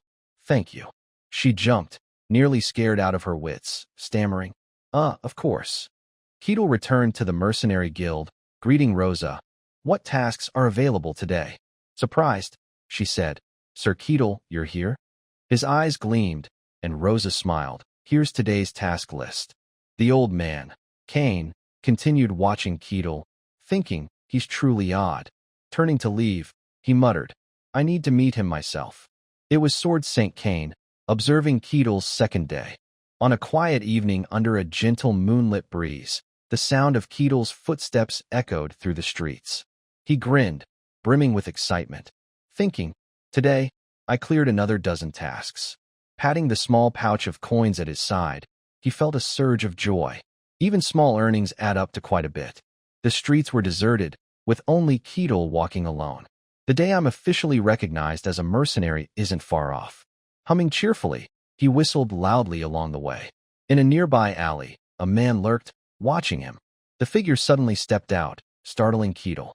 Kane's face was stern, his gaze menacing, cloaked in a long robe with a large hood.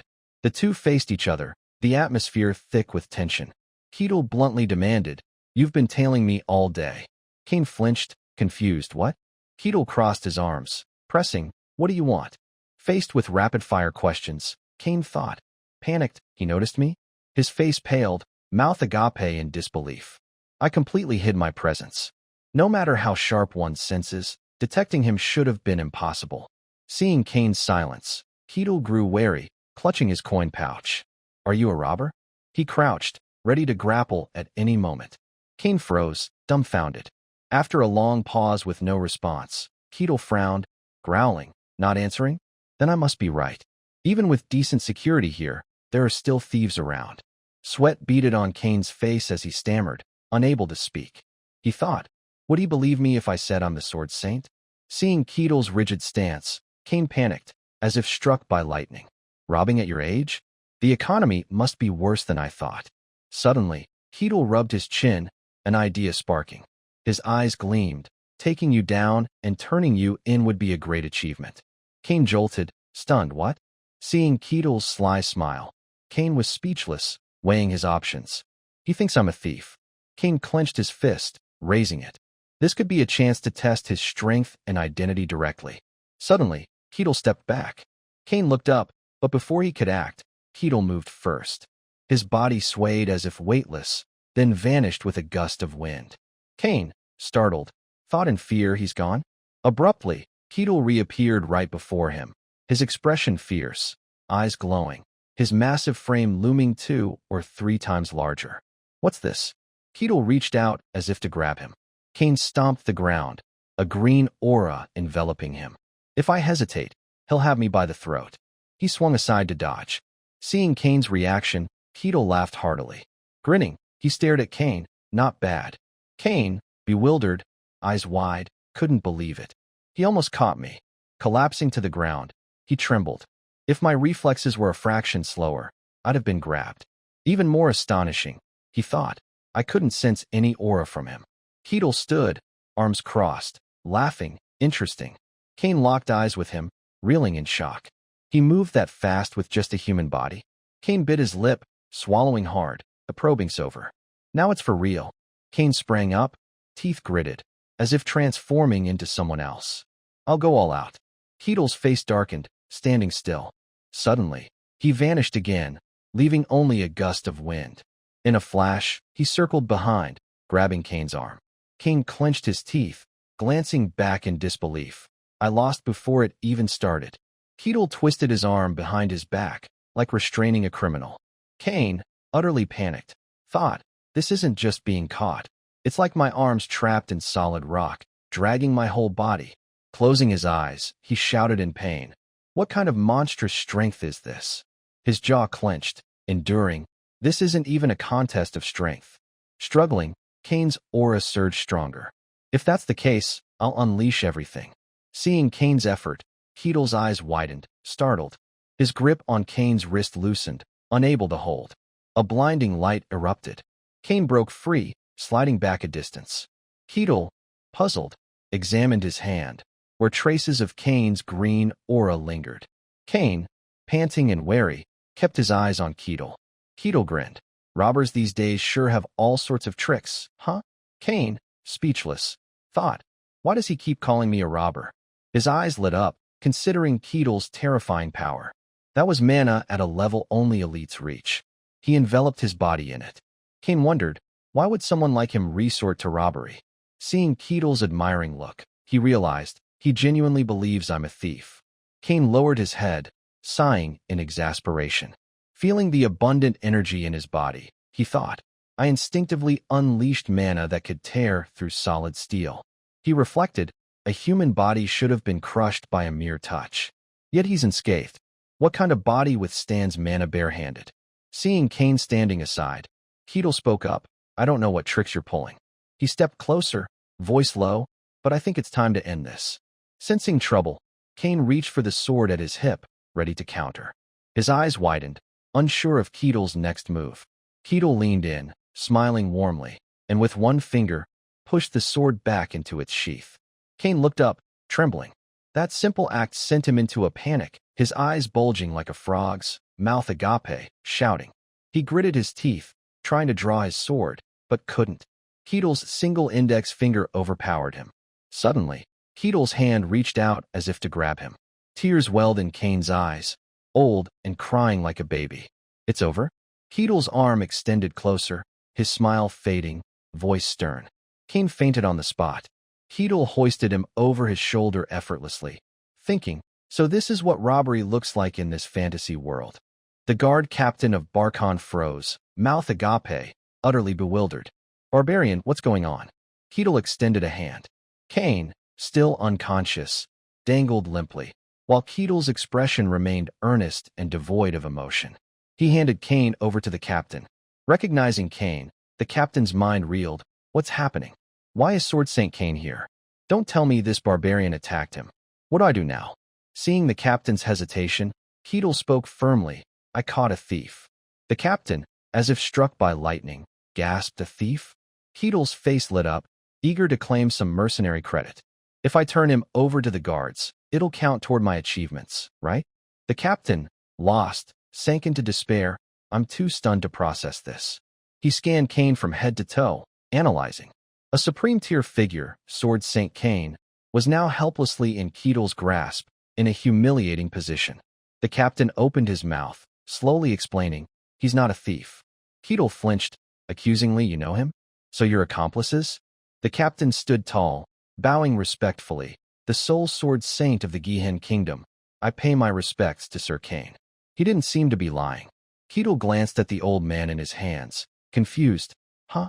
Kane's face was dark, drenched in sweat, silent. Keatle, skeptical, shook him, questioning, Sword Saint? That prestigious title, and he's called a thief?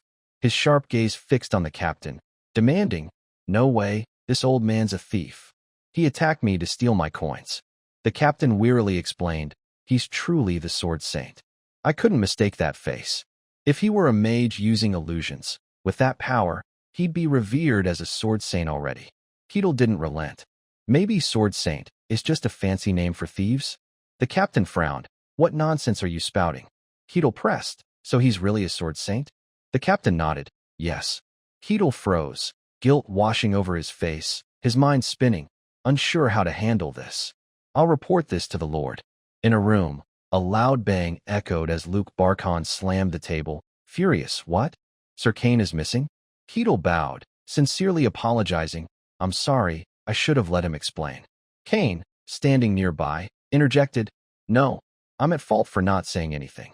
The two sat across from each other, the atmosphere heavy, tense, and awkward, neither daring to meet the other's gaze. Luke Barkhan, frantic, burst in. What the hell is going on? Seeing Kane sitting silently, he panted, thinking, I guessed Kane would challenge the barbarian to a duel, but I never imagined he'd lose.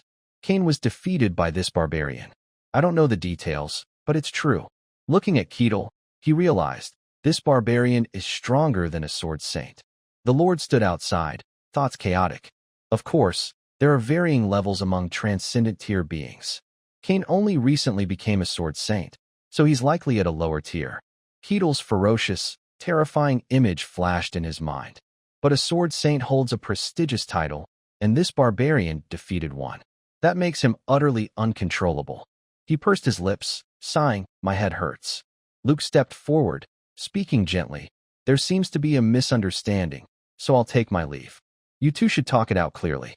He paused, leaving the sentence hanging. The awkward silence was deafening. Keatle stared at Kane, making him uneasy, too nervous to move. Kane held a teacup, trembling, unable to swallow. This is humiliating. Still, I can't deny it. It was a complete defeat. My pride isn't just bruised, it's shredded like torn cloth. Taking a deep breath to compose himself, Cain slammed the cup down. Let me introduce myself properly. He placed a hand on his chest. I am Sword Saint Cain. Keatle, arms crossed, interrupted. Is Sword Saint your surname? Cain replied. Once you reach the Sword Saint realm, human surnames become meaningless. Keatle nodded, as if enlightened. I see. Was that move you used earlier a Sword Saint technique? Cain's eyes widened, speechless, as he extended his hand, summoning a green aura. You mean this? Keatle leapt up, mouth agape, marveling at the phenomenon. Recalling it, he said, At first, I thought it was just a thief's trick, so I didn't care. But knowing it's a Sword Saint's skill, I'm interested now. Cain clenched his fist, retracting the power. This is the manifestation of aura. Keatle gasped, Aura. That's aura. His eyes gleamed with hope. How can I learn it? Cain didn't hide anything. Basically, you manifest it by controlling aura.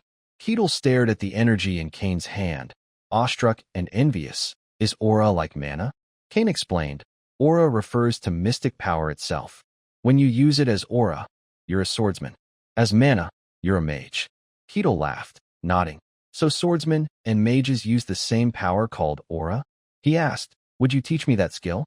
Cain froze, eyes and mouth wide. What? Keatle stood tall, sincere, embarrassingly. I'm still learning and lack knowledge. His eager face felt like a threat to Cain. Please, teach me. Cain, terrified, quickly agreed. Fine, but do you really need my guidance? Aren't you stronger than me?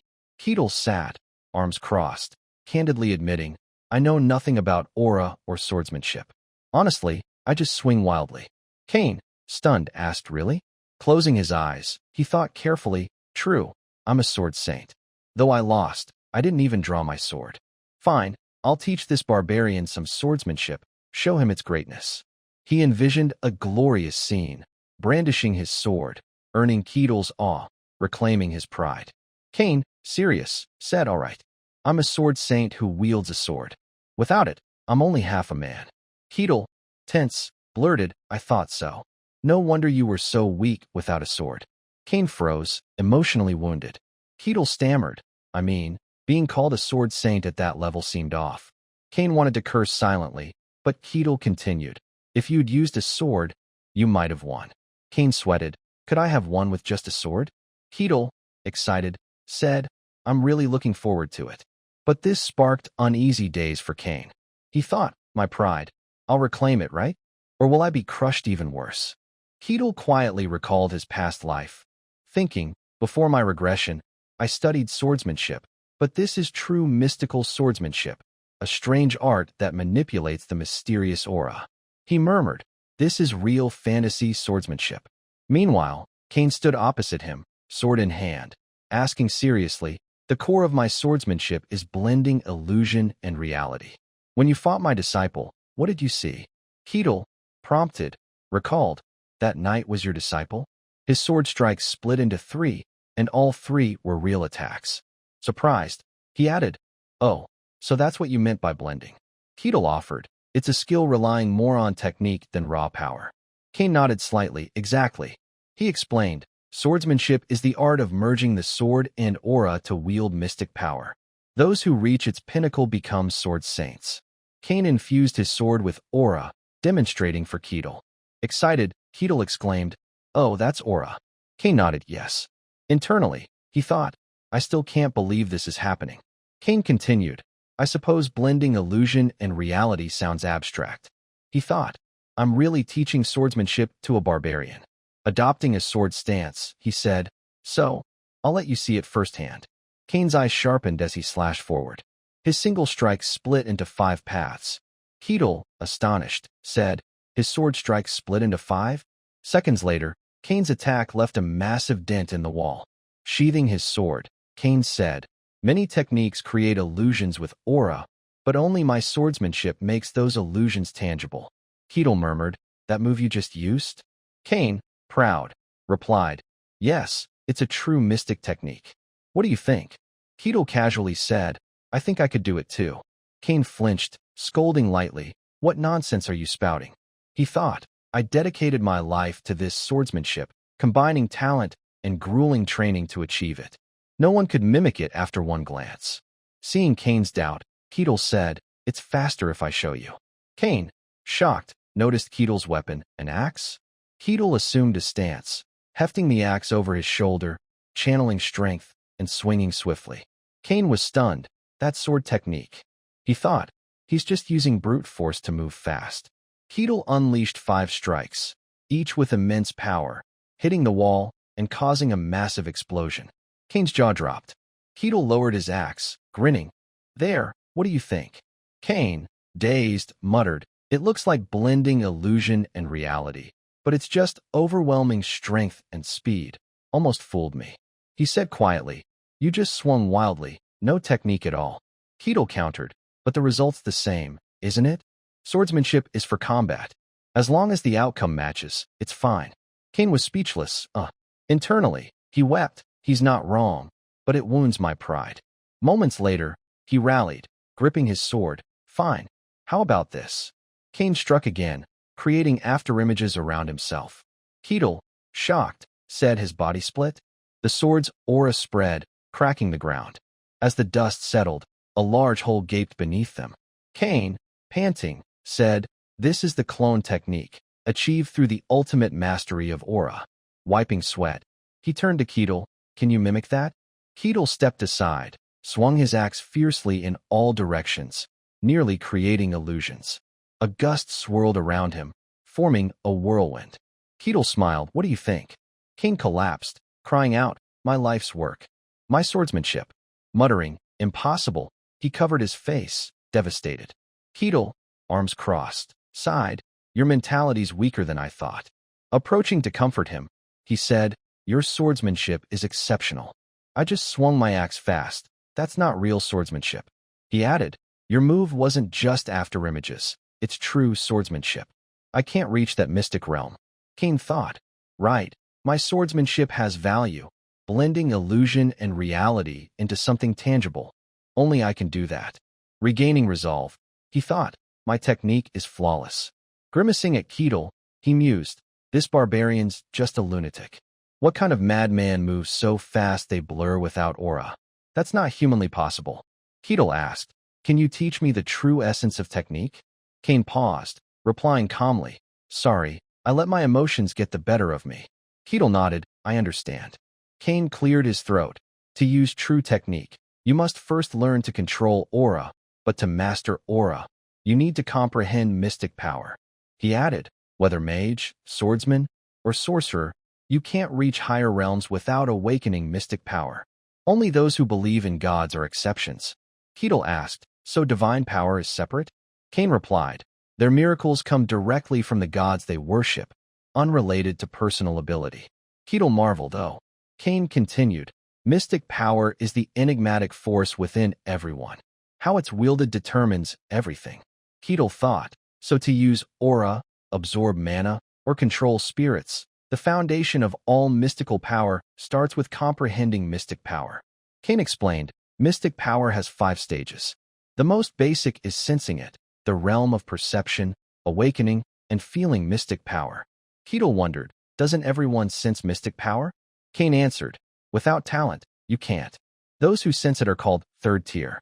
He elaborated, "The ability to wield mystic power is divided into 5 tiers. Third tier is the first."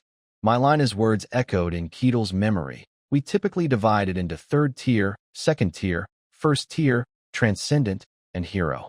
Kane interjected, "Those are the 5 main classifications." Keatle realized, "I see."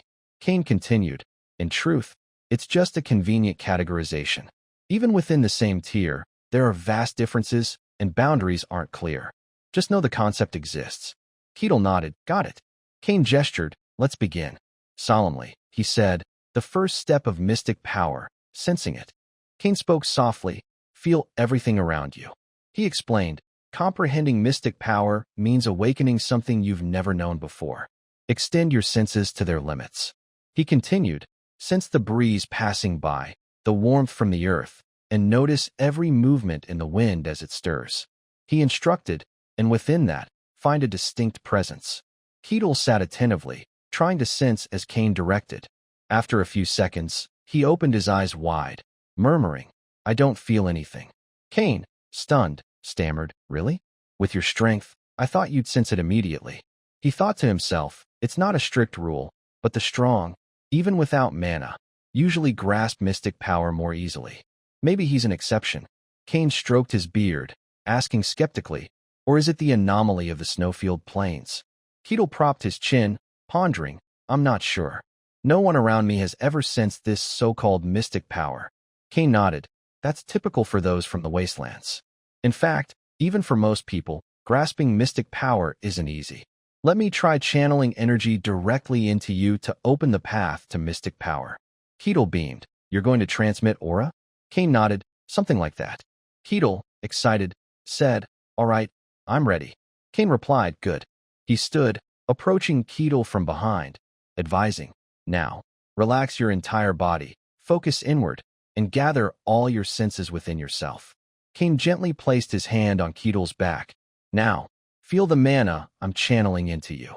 Suddenly, his face paled. Thinking this body? He wondered, is he really human?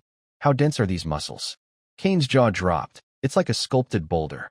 Noticing Cain's stillness, Keatle turned, puzzled. Cain flinched. Oh, my apologies, my mind wandered. Regaining composure, he said, let's begin. Cain thought, I'll initiate the flow of aura. The key is to awaken the path to mystic power within him. He reassured himself, finding it shouldn't be too hard. But he froze, huh? Confused, he muttered, what's this? Cain was briefly shocked. I can't find the path to mystic power in his body. More precisely, I can't even reach it. Cain, pale, looked at Keatle. No matter how far I extend my aura, it touches nothing, sees nothing. He thought, it's like swimming in an abyss. No, like being crushed by the pressure of the deep sea. Sweating, Cain muttered, this isn't good. Clearing his throat, he caught Keatle's alarmed glance. HM? Keatle's face darkened. What do you mean, not good? Are you saying I have no talent? Cain hesitated. No, that's not it. Just channeling aura into you isn't enough. He continued, to find mystic power, you must discover the inner path yourself, awakening the dormant strength. Keatle nodded hesitantly. I get it. But Cain interrupted. I couldn't find the path to your mystic power. Keatle's eyes widened. You're saying I can't comprehend mystic power?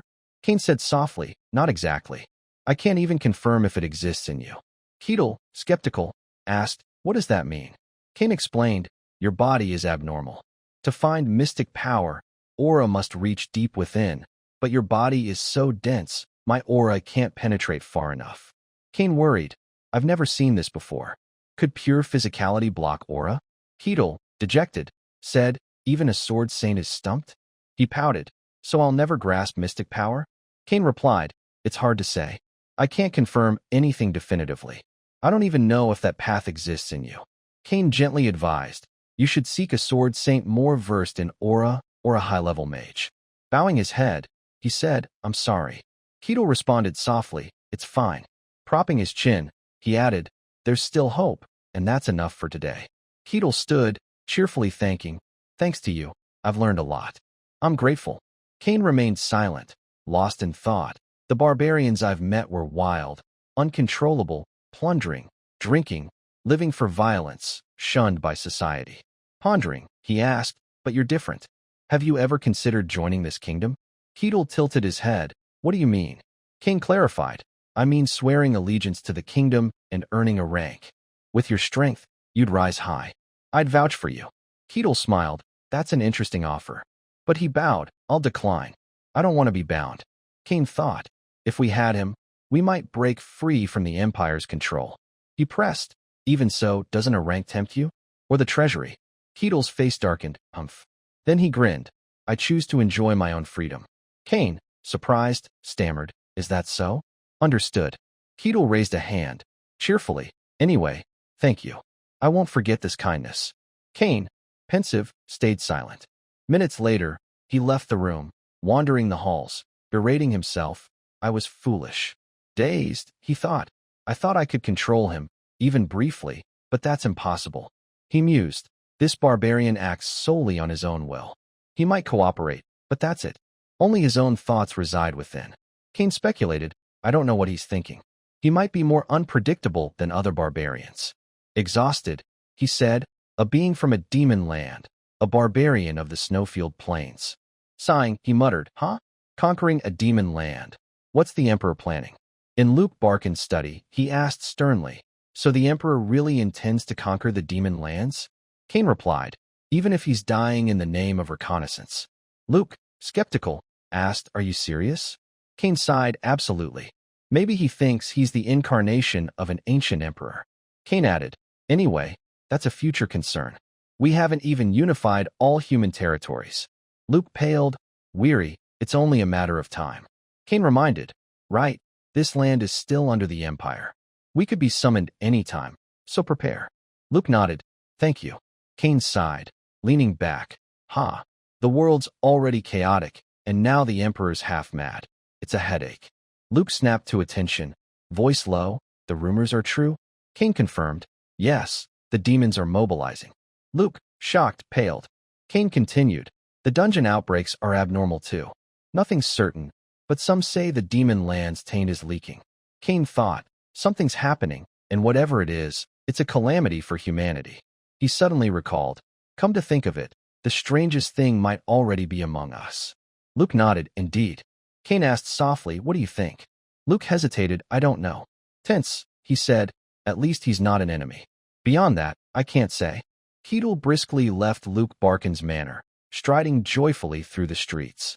Suddenly, he paused, glancing around. Townsfolk and children trembled, shrinking away at the sight of him. As Keatle looked ahead, passers-by hurriedly hid behind walls, terrified. He mused, propping his chin. He thought, are they scared of me? My clothes? Muttering, maybe because I'm not dressed in what they call proper attire? A fur vest is decent enough. He reflected, but it probably doesn't look civilized. They must think I'm crazy and want nothing to do with me. Keatle completely misunderstood. His eyes suddenly lit up with determination. All right. Clenching his fist cheerfully, he decided, I'll buy some civilized clothes. At a luxurious tailor shop, the door creaked open. The shopkeeper began, welcome, but froze, his face paling. Keatle strode in boldly, I want to buy clothes. The shopkeeper, terrified, thought, a barbarian? Bowing nervously, he stammered, I'm sorry, but I'm afraid we don't have anything to fit your stature. Keatle huffed, what a hassle. No options? The shopkeeper, cowering, said, if you're willing to wait, we can custom make something for you. Keatle brightened, oh really? Do it. The shopkeeper, trembling, managed to look up. Yes, of course. We'll contact you when it's ready. He thought, if he doesn't like the clothes.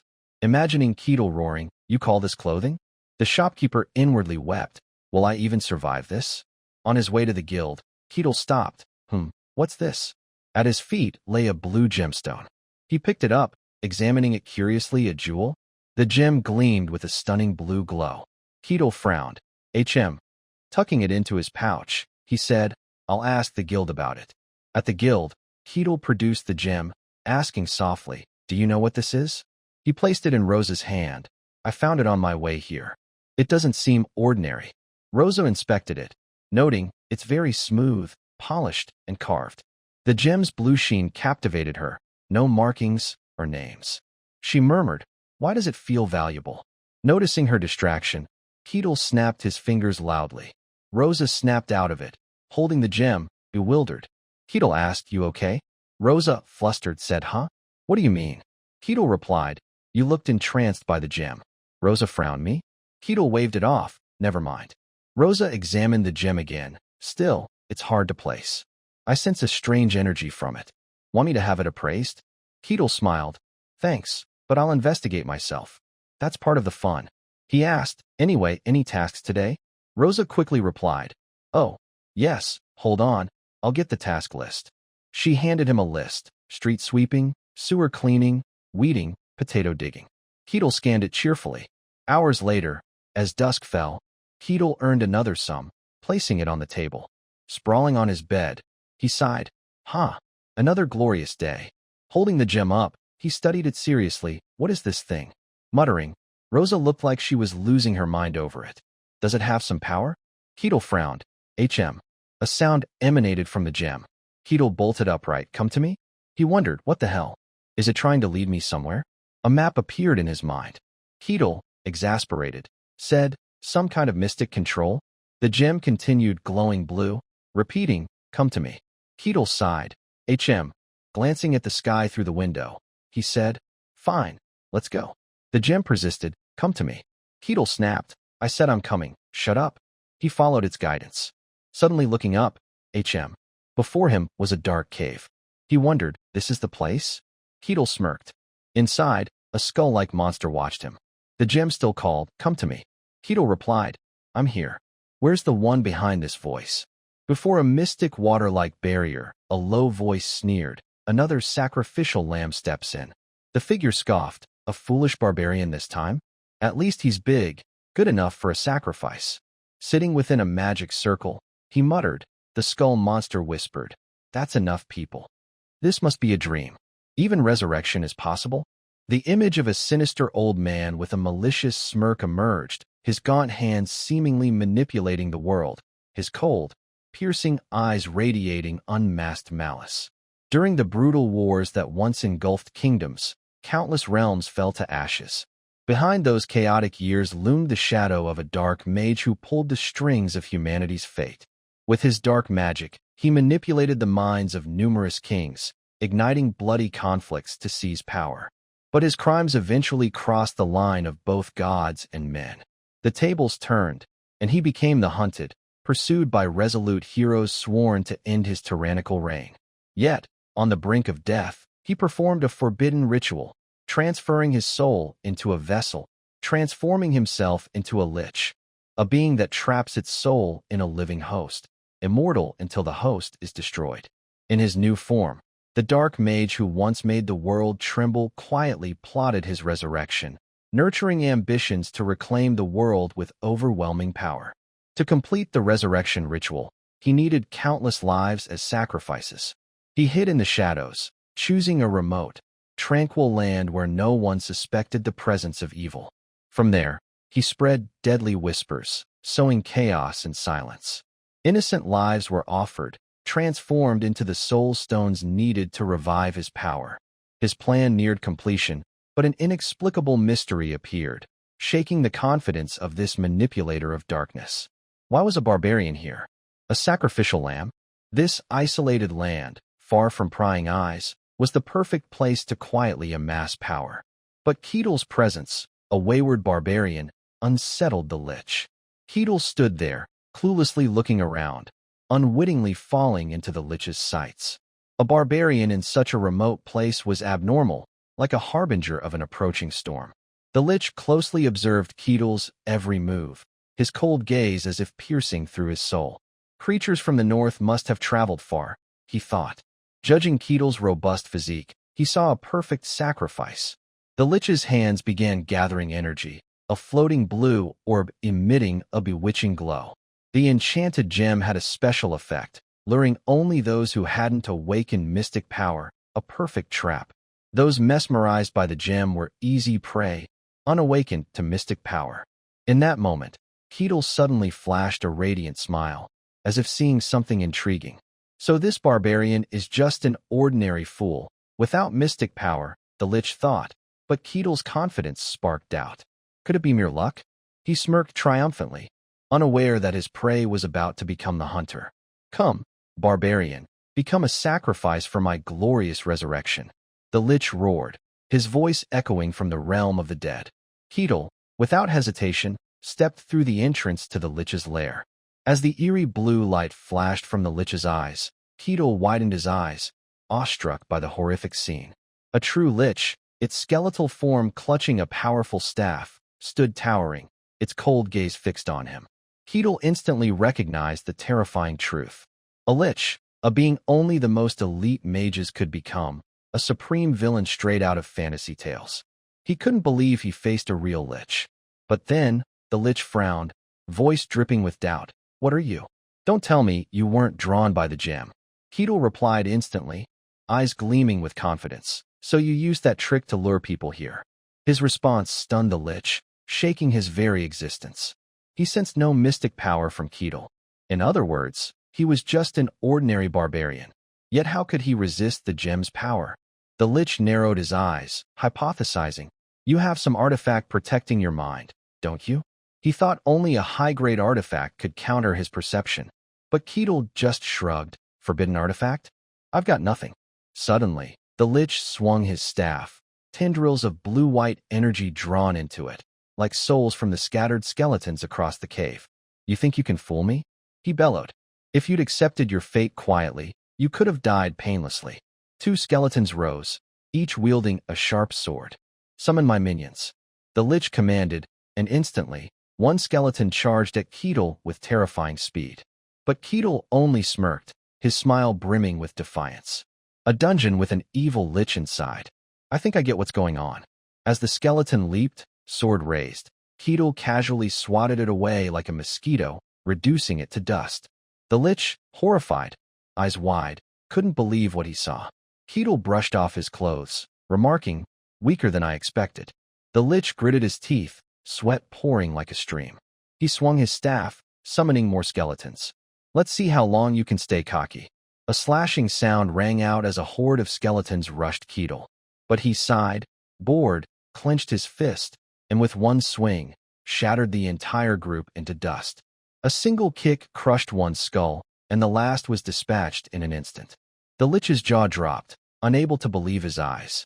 Looking at the disintegrated bones, Keatle said slowly, Kazan wasn't wrong. Destroy their heads, and they die. Rubbing his head, eyes sparkling, he added, a real Lich. Surely you can summon something stronger than these rotting bones. Keatle's words stabbed like a dagger into the Lich's heart. Just these pathetic skeletons? He pointed his staff at Keatle, the green soul stone atop it glowing brilliantly. The skeletons transformed, donning towering armor, becoming skeletal knights. Keatle recognized them instantly, eyes gleaming, skeletal knights? Interesting. The Lich spread his hands, the energy surging, roaring, kill him. The skeletal knight charged like a gust, sword slashing. Keatle, fearless, even thrilled, punched the knight, sending it flying meters away, crashing into a rock wall with a deafening explosion. Amid the dust, the knight rose, mouth agape, emitting a green aura. Keatle remarked calmly, "Oh, you're tougher than the last one." The Lich roared, eyes blazing, "Unleash all your dark power." The skeletal knight radiated terrifying energy, charging at Keatle, ready to crush everything in its path. Keatle watched the skeletal knight charge at him with frenzied speed, his eyes flickering with a mix of curiosity and excitement. What's this now? He wondered, his voice low and contemplative. As the knight closed within inches, Keatle's hands suddenly clenched, seizing the skeletal frame crafted by the Lich. With a lightning-fast move, he unleashed a punch straight into its skull, powerful as a thunderclap. A deafening explosion echoed, scattering rocks and dust, shrouding the area in a thick haze. Keatle stood still, his piercing gaze fixed, awaiting the outcome. On the other side, the Lich's jaw dropped, his hollow eyes wide with sheer horror.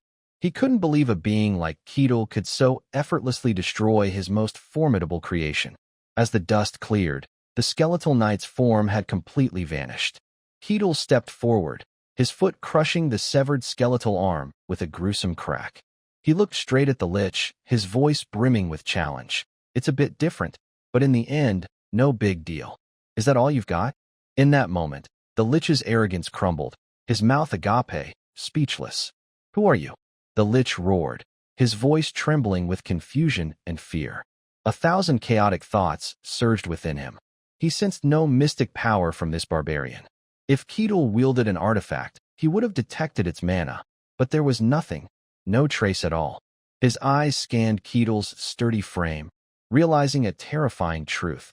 This must be his pure physical strength. He defeated a skeletal knight with sheer physical power? The Lich could scarcely believe it. You're truly extraordinary, he blurted, voice thick with astonishment. Suddenly, Keatle's eyes gleamed as if spotting something. He stared at the Lich's staff, where dark green energy gathered, radiating a menacing aura. Fine, I'll deal with you myself, the Lich growled, his voice dripping with pride. A torrent of dark energy surged toward Keatle, as if to engulf him. Consider it an honor. But Keatle, far from fearful, seemed oddly exhilarated. His cheeks flushed, his mouth agape like a child seeing a new toy. Soon, the darkness enveloped him. The Lich, Assuming Ketel was trembling in fear, sneered, "Scared now? Good. Quiver, barbarian." He rambled on, "You'll pay for daring to step into my sanctum." Ketel, with a puzzled look, spoke up. "Old man, I came because that gem was yapping nonstop." His words stunned the lich, sweat pouring like a river. Ketel continued, "Weren't you the one who sent it?" The lich slumped, memories of Ketel flooding his mind. Indeed, everyone who came here was lured by the gem, and this barbarian was no exception. Driven by desperation, the lich raised his staff, shouting, "Shut up, barbarian! I am the great and mighty sorcerer who destroyed 5 kingdoms and battled heroes. Kolosha, Barkhan, Danayan, Hayes, Luke." Hearing the names, Ketel recalled, "Queen Elfo Sagrado Hashian Karusha." He thought, why do names in this world have to be longer than 2 lines? Swirling dark energy enveloped the lich, forming the foundation for his resurrection ritual. "Lowly barbarian," he bellowed. The black aura soon formed a vortex, hurtling toward Ketel. He stood motionless, eyes intently observing the strange phenomenon. In his mind, he saw a dark vortex, a mind control spell amplifying negative emotions, trapping victims in despair, shattering their psyche. This unique spell, crafted by Cardos, was nearly invincible, requiring minimal mana. The lich smirked inwardly. A barbarian ignorant of mystic power can't resist this advanced magic. He muttered, "What should I do next?" Ketel, head bowed, expressionless, unnerved the lich. "This barbarian's off. He carries no artifacts." Cardos snapped his fingers, commanding, "Capture him for later study. Drag him." A skeletal minion activated, trudging heavily toward Ketel. His body seemed to waver, but his eyes suddenly flashed with a vivid purple glow. With a lightning-fast kick, he reduced the minion to dust.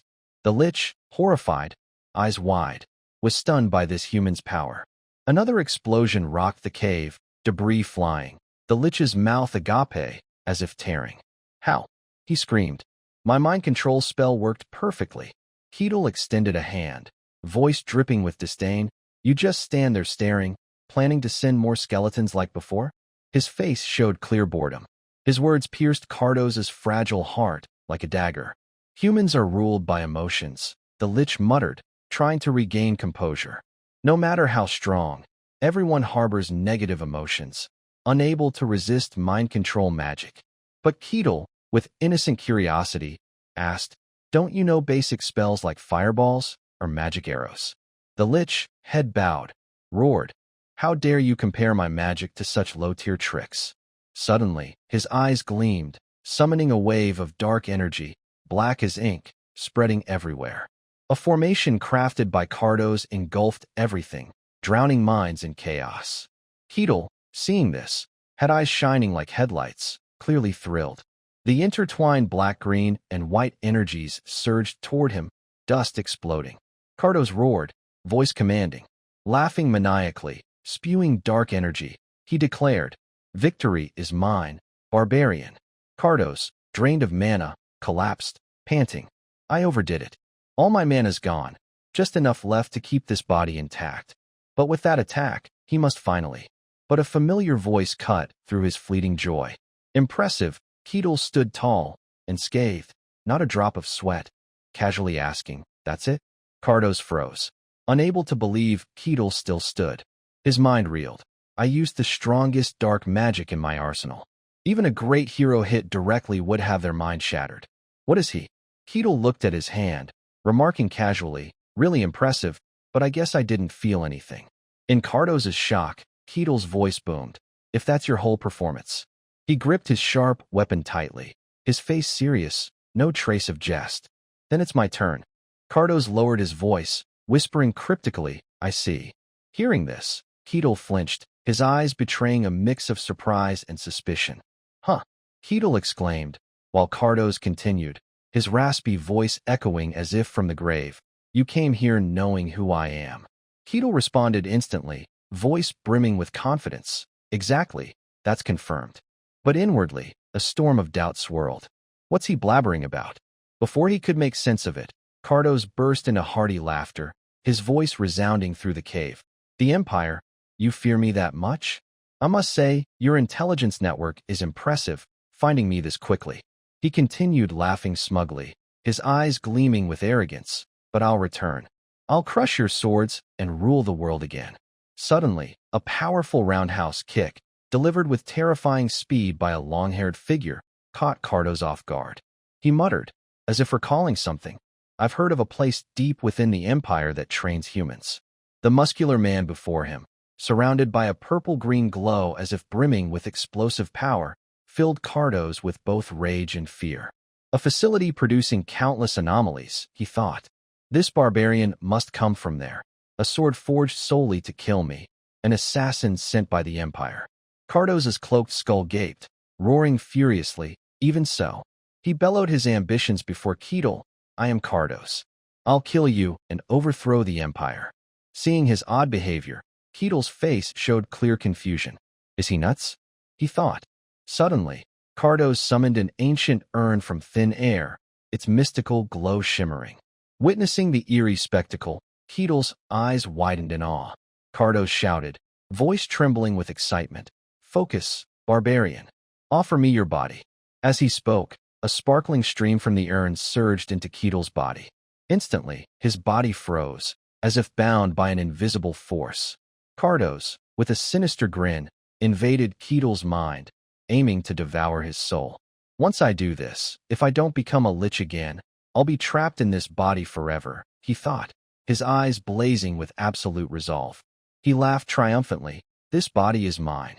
But within Keetle's mind, Cardos froze, stunned by the sight. What is this? This is the barbarian's inner world? I've never seen anything like it. A creeping unease stirred within him. Keetle's inner world was like an endless abyss, throwing Cardos's mind into chaos, teetering on collapse.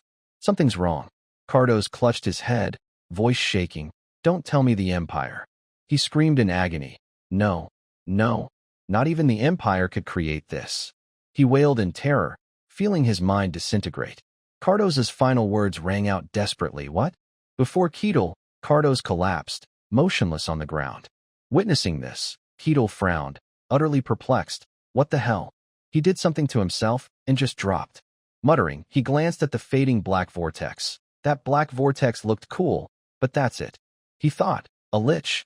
Isn't that the ultimate evolution of a mage? I was so curious what kind of magic he'd use. Keetle clenched his fist, eyes glinting with disappointment. Turns out, liches in this world aren't that impressive. Anyway, I cleared the dungeon. Time for the reward. Keetle bent down, picking up the staff lying on the ground. It had glowed when Cardos cast spells, radiating mystic power. Examining it closely, he muttered, "Does this help cast magic? Could I use magic with it?" As he spoke, he accidentally dislodged the magical gem from the staff. Quickly picking it up, he tucked it into his pouch, thinking gleefully, better hide this beauty. Keetle scanned the surroundings, his gaze landing on the ancient urn. Since it belonged to a lich, is this a soul vessel? Picking it up, he murmured, "I should have Rosa appraise it." Then, warily surveying the dungeon, he thought, "I've collected enough rewards." Suddenly, Keetle's eyes fixed on a mysterious sigil floating in the air. Surprised, he said, "What's this? A hidden room?" He lightly touched the sigil. Instantly, black smoke billowed, and the sigil shattered into fragments. From the smoke, shadowy figures emerged, their dazed faces slowly becoming clear. They stood in a circle around Keetle, the Lich Cardos's secret ritual chamber. Keetle, astonished, exclaimed, "It's real?" Stepping closer, he observed the strangers. Who are these people? Waving a hand before a motionless man, he said, "Hello." No response. He asked another, "Anyone there?" Silence. Keetle propped his chin, muttering, "What now?" Finally, he lowered his voice. "All right, back to the territory for now." He thought, "When I report this, they'll send someone to handle it." Returning to the territory, Keetle headed straight for Rosa. He appeared at the guild's reception, where Rosa was working. Seeing him, she greeted cheerfully. "Oh, Sir Keetle, you're back early today." Keetle smiled, "Just some business to settle." Rosa, curious, asked, "What kind of business?" Keetle replied calmly, "It's about that orb I showed you yesterday." His answer made Rosa uneasy. She replied cautiously, "Oh, come on, don't joke." Keetle said firmly, "I'm not joking." Rosa thought, a lich, one of only 5 in the world, appearing in a remote place like this? Keatle abruptly placed the ancient urn before Rosa, startling her. He continued, voice serious. I brought back what looks like a lich's soul vessel. Can you have it appraised? Rosa froze, eyes wide with disbelief. He's not joking? Rosa's face was etched with shock, her eyes wide with disbelief. What the hell is going on? Keatle, unfazed, spoke in a calm, warning tone. Oh, and there were some people inside too. He described the group trapped in the ancient urn, his voice steady. I thought about bringing them out, but their minds were completely gone, so I left them. Best to have the guild send someone to check. Before he could finish, Rosa interrupted, her voice trembling. Excuse me. She thought, fear creeping into her words. There have been disappearances in the territory lately, but no trace of them was found. If a lich caused this. Suddenly, Rosa shouted, voice panicked.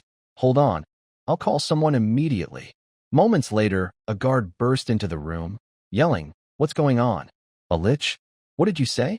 Seeing Keatle, he froze as Keatle waved cheerfully, a friendly smile on his face. Yo, what's up? Keatle calmly told the guard. It's handled. Nothing to worry about.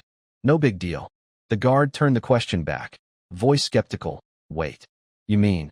After hearing Keatle's full account, he shouted Cardos? Keatle shrugged, nonchalant. Yeah, I think that was his name. Curious, Keatle asked, eyes gleaming. You know him?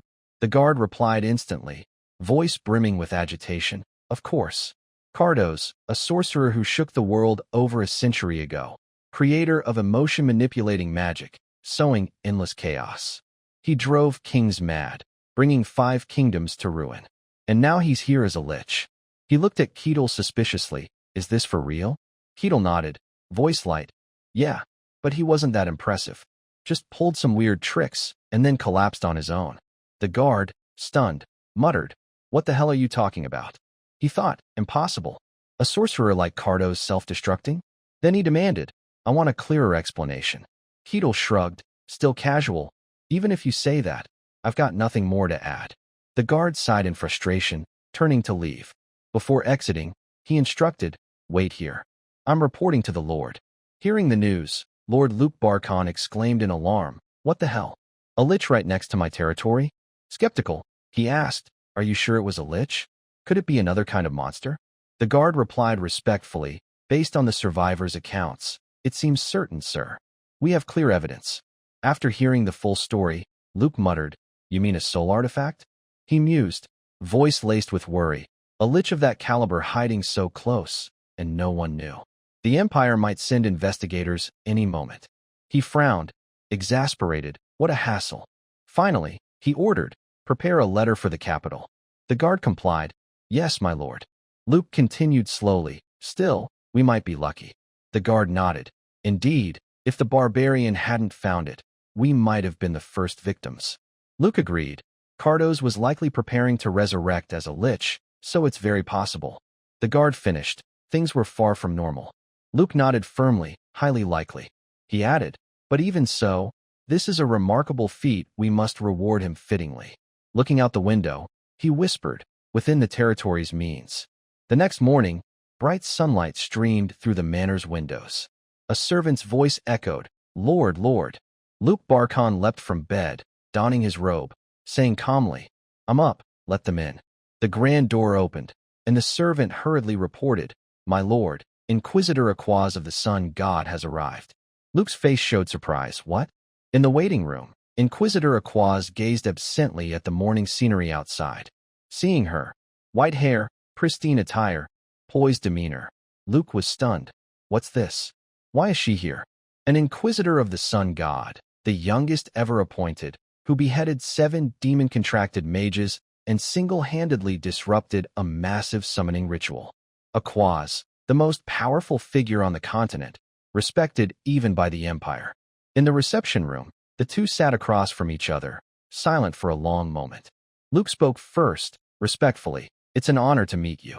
I am Luke Barkon, lord of this territory. Thank you for visiting, though it's a bit sudden. Aquaz introduced herself courteously. I am Aquaz, Inquisitor of the Sun God, judging heretics in his name. Her authority far surpassed a mere provincial lord, making Luke inwardly anxious. Why is someone like her here? Aquaz spoke slowly. This territory has been quite lively lately. Luke hesitated. There was a minor dungeon issue recently, now resolved. Aquaz nodded slightly but pressed. Before discussing divine will, I'd like to hear more about recent events here. Luke's voice faltered, avoiding her gaze. Well, after hearing the story, Aquaz asked sharply, eyes cold, the barbarian. You mean the one who defeated the Lich? Luke replied nervously, yes, and it might be Cardos. Aquaz's face showed shock. What? He was here? To confirm, Luke placed the ancient urn on the tea table, saying, here, Cardos' soul artifact. Seeing the urn, Aquaz's expression shifted. She clutched the sun symbol necklace at her chest, hesitating. This is... A dark atmosphere enveloped the room. Lowering her voice, she asked cautiously, that barbarian, is he still in the territory? Luke Barkon answered, his face grave, he's still in the territory. Aquaz, the dignified woman sitting across from him, probed with a sharp gaze. This barbarian defeated Cardos? Is that truly possible? Luke affirmed confidently, it's true. Even Sir Kane was defeated by him. Aquaz's face flickered with shock, as if unable to believe what she heard. Each of her responses carried a question, as if digging for more clues. A new force has emerged. Which tribe does this barbarian belong to? Luke replied tensely, he says he's from the Snowfield Plains. Aquaz envisioned Keetl's robust figure, her eyes glinting with suspicion. The Snowfield Plains? You mean a barbarian from that desolate region? How could a creature from a demon land appear out here? She hesitated, her voice lowering. Could it be? Then, with doubt, she said, perhaps he's the reason I was sent here. Luke, not fully grasping, asked what? Aquaz, eyes resolute, replied, this barbarian, can I meet him directly? In another room, candles arranged in a circle hung from chains on the ceiling, casting a dim glow. Beneath the table sat an ancient urn and a ceramic cup. Keetl held the shimmering blue gem between 3 fingers, wondering, how do you even use this thing? Lying on the bed, he held the gem up, imagining it set in a crescent-shaped tray. Looks like some kind of magical artifact, he mused. Guess I'll ask a mage later. Suddenly, Keetl's eyes lit up, as if realizing something. Hey? He sat up, looking out the window, muttering, come to think of it, it's about time. The guard captain entered, voice stern. The Inquisitor of the Sun God has requested to meet you. The location is the temple. Please show respect when you meet her. Keetl grinned. No worries. The captain's gaze fell on the gauntlet Keetl wore on his wrist, saying softly, you're here. He hesitated, tense. Keetl donned a sheepskin coat, arms crossed, relaxed. Let's go. The captain led him to the temple, where a woman with long hair stood in the shadows, clad in black, exuding mystery. She opened her hand, holding an object emitting a purple glow. In this world, gods truly exist, she murmured. They grant power directly, and can even descend where their followers gather. Inside the temple, a solemn atmosphere prevailed. Keetl, bewildered, thought, what makes this world's temples different? The captain whispered, we're here. Keetl looked up, seeing the sunflower emblem on the building's facade. His eyes sparkled. Mouth agape, the temple of the sun god. The captain led him to the grand door, instructing, someone will guide you inside. Keetl replied cheerfully, much appreciated. Keetl's footsteps echoed on the stone tiles, half still on the earthen ground. He entered, exclaiming at the majestic goddess statue, behind which hung a glowing circle. Blinding sunlight streamed through the window, illuminating the space. 3 hooded figures approached, bowing, welcome, Sir Keetl. A woman stepped forward, saying, Inquisitor Aquaz awaits you. Please follow me. Keetl, tense, replied, all right. Aquaz greeted calmly, a pleasure to meet you. She sat on a wooden chair carved with floral patterns, surrounded by intricate blossoms. I am Aquaz, Inquisitor of the Sun God. Keetl sat across, arms crossed, responding, nice to meet you. I'm Keetl, the barbarian. He thought, eyes gleaming. So this is an Inquisitor? So young. She must be powerful. Aquaz, unsettled by his smile, wondered, he's smiling. What's that about? Keetl asked, so, why did you want to meet me? Aquaz replied softly, well, about that. She lowered her head, voice somber. It's about the recent dungeon incident. A man in a black cloak stood beside her, raising a hand to summon crackling green lightning, his face hidden in shadow, eyes glinting dangerously. Aquaz, in contrast, remained calm, her eyes tinged with sadness. She explained, Cardos, the one you claim to have defeated, committed heinous crimes across the world. Noon sunlight streamed through the window, stretching across the wooden floor. Keatle watched her intently, the space between them silent. Aquaz continued, he became a lich, a foe only heroes could face. Keatle's mind conjured Cardos's image, a cloaked skeleton amid a black-purple vortex, cold light glinting off a skull mask, as if laughing. Keatle replied calmly, I've heard as much, but the Cardos I saw was just a lich flailing alone before self-destructing. He leaned back, eyes narrowing, serious yet composed. You may not believe me, but I can only tell you what I saw. In the sunlit room, Aquaz leaned forward, one hand gesturing as if explaining. Then, will you allow my God to directly witness this conversation? Keatle, arms crossed, asked witness. Aquaz tilted her head, eyes calm but stern. Yes, if you lie before him, the God will react. Keatle questioned, some kind of divine interrogation? Aquaz nodded slightly, a bead of sweat rolling down her cheek, though she remained composed. He's no ordinary barbarian, but still a barbarian. No way he'd agree to this. Of course, if you're uncomfortable, you can refuse. Keatle laughed heartily, eyes brimming with excitement. Why would I refuse? This is a perfect chance to experience divine power myself. You sure? Let's start now. Aquaz, stunned by his enthusiasm, blurted, what? He's actually excited. She wondered, doesn't this make you uneasy? Keatle replied cheerfully, what do you mean? With a God watching, why would I care? I've got nothing to hide. He added defensively, I've never told a single lie. Aquaz let out a soft ah, closing her eyes and clasping her hands in prayer. Oh my God, you who watch from the highest realm. The circular emblem with 4 radiant wings glowed, orange light streaks appearing around it. Her voice echoed, you who govern the sun itself. Please, with your gaze, reveal all falsehoods in this place. 2 sharp beams of light collided, a massive radiance pouring from the sky onto the temple roof, creating a thunderous roar. Keatle felt divine power touch his mind, exclaiming, what's this? I can feel it. A golden circle spread light, an unimaginable presence. Aquaz transformed into a bronze statue, a white floral pattern behind her, majestic beyond words. Keatle stood awestruck, gazing up, emotions swirling as the light carved intricate patterns. The two sat facing each other, Aquaz praying, Keatle bowing his head to sense it. After a moment, Aquaz opened her eyes, silently thanking. Thank the heavens, no reaction. She placed a hand on her chest, saying, let's begin. Keatle's eyes grew tense, but he smiled. From now, in this pillar of light, no lies shall exist. Under the radiant gaze of the sun god, their conversation began in a solemn yet tense atmosphere. Keatle, with a calm tone, recounted his conquest of the dungeon, each detail matching his previous statements perfectly, without a hint of contradiction or deceit. His words carried an air of sincerity, as if the truth was etched into every syllable. Perhaps Cardos, once a mighty figure, had grown significantly weaker during his resurrection preparations.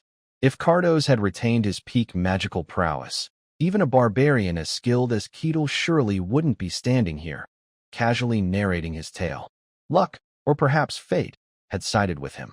After a moment of silence, Keatle spoke up, his voice gentle but enough to snap Aquaz out of her thoughts. Have I cleared your doubts? Aquaz, hands resting on her chest, let out a relieved sigh and nodded.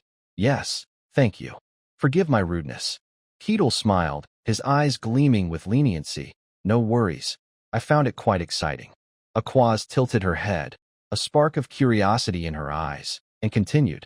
Then, may I ask you something personal? Keatle nodded, his tone cheerful. Of course, go ahead. She paused, as if weighing her words carefully. Then, with a cautious tone, she asked, Are you truly from the snowfield plains? The sudden question caught Keatle off guard, his eyes flickering briefly before returning to their usual calm.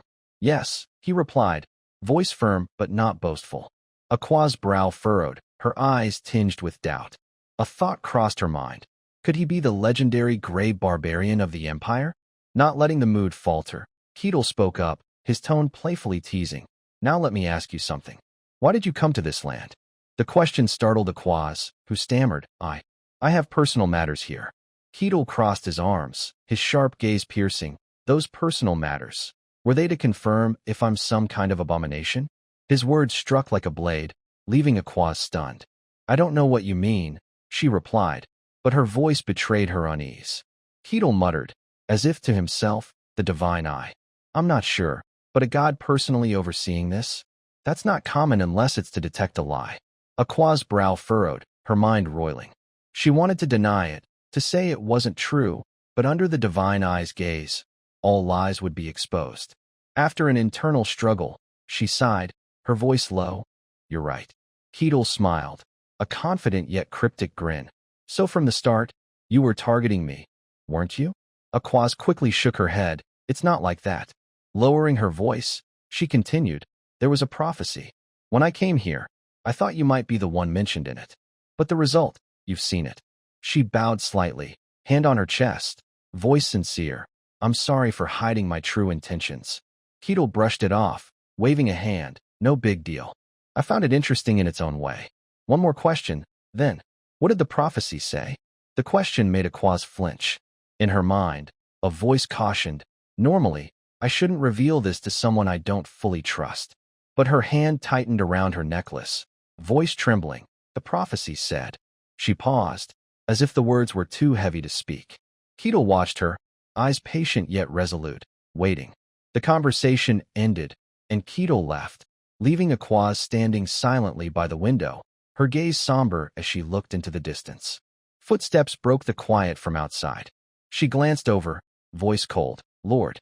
Luke, the Lord, approached, observing her. You seem troubled today. Aquaz nodded, voice low. Yes. I met him, but it only left me more confused. Luke frowned, curious. Who is he really? Aquaz replied firmly. He's definitely a barbarian from the snowfield plains. Luke started, really? She nodded, eyes tinged with worry. Yes. We have no information from the snowfield plains, but it's true, and I've confirmed it. In her heart, a faint hope that it was just a rumor crumbled. The truth weighed on her like a heavy stone. Luke's voice lowered. If this gets out, the world will be shaken. Many want to explore the snowfield plains, especially the Emperor. If he takes action himself, imagine the chaos. Aquaz reassured, voice calm but firm. No need to worry. We'll handle Cardos ourselves and keep the barbarian's existence hidden from the public. Luke sighed in relief but couldn't hide his curiosity. That's good. Are all snowfield plains barbarians like him? He dismissed his own thought. No way. If they were all like him, they'd have left the plains and conquered the world long ago. Aquaz nodded slightly, but another thought surfaced. What if those supremely powerful beings also possess intelligence? Luke, as if reading her mind, added, come to think of it, I heard this barbarian king is different. He has both strength and wisdom. Aquaz envisioned a shadowy figure, voice low. The king of all barbarians, you mean him? She sighed, eyes distant. I only met him once, but he's indeed completely different from typical barbarians. Luke bowed his head, voice somber. If those two met, it'd be fascinating. Aquaz shook her head, voice cold. I don't think so. Relations between barbarians and those who serve the gods have never been good. Their growing strength isn't something we can laugh off. Luke pressed curiously. What did the prophecies say that made you meet him? Aquaz flinched, replying, I needed to confirm some things. Luke frowned. Confirm? What does that mean? She continued, to see if he's purely human or something masquerading as one. Luke started, voice trembling. My God, what did the prophecy say? Aquaz replied, voice deep as an abyss. The prophecy said. But she stopped, eyes betraying unease. After the talk with Aquaz, Luke summoned Keatle. Before him, he spoke warmly. You doing all right?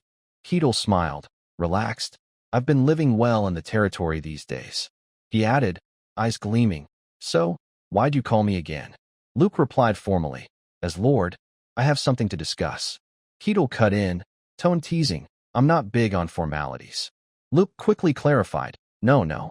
I've prepared a reward for saving the territory. He tapped the chair's armrest, eyes meaningful. A servant entered, carrying a large bag and placing it before Keatle. Surprised, Keatle muttered, a leather bag? Luke smiled, voice cryptic, not just any leather bag. Check it yourself. He held the bag, his eyes suddenly widening in astonishment. Luke spoke up to explain. This is a magical storage bag. You can store as many items as you want, as long as there's space inside. The interior is about the size of a room. Seeing this, he peered inside the bag. At that moment, he saw an incredibly vast space within. He muttered to himself, "A magical artifact? An object created by magic. This is the first time I've seen a real magical artifact in person." Luke continued, "Even if an item is larger than the bag's opening, you can still fit as much as you want inside."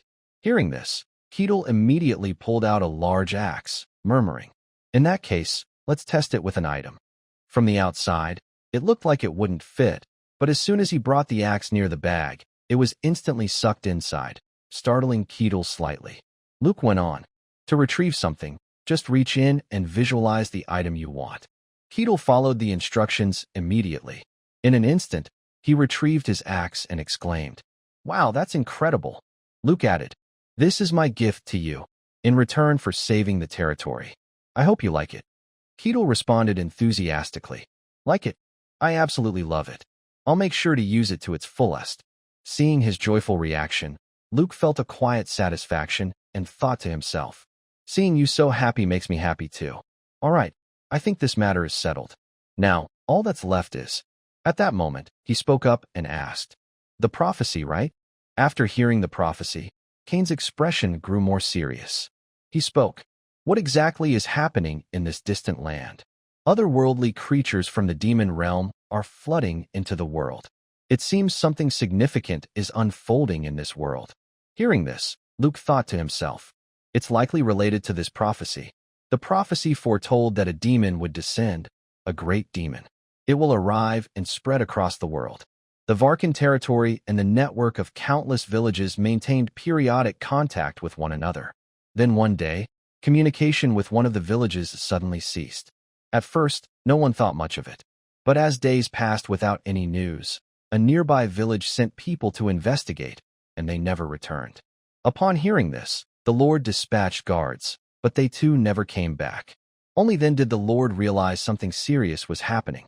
Turning to Rosa, Keatle approached her and asked, "What requests do we have today?" She raised a finger and said, "There's an urgent request today." Keatle asked curiously, "What's it about?" She continued, "It's to check on a village that's lost contact. A few days ago, one of the villages stopped responding entirely. You just need to go and assess the situation. It's a simple departure mission, but the reward is quite generous." Hearing this, Keatle let out an intrigued, "Oh." He rubbed his chin and said, "I like jobs like that. I'll take this mission." Hearing this, Rosa let out a quiet sigh of relief, thinking, "Just as I expected." The scene shifted outside, where a few mercenaries stood in silence, as if waiting for something.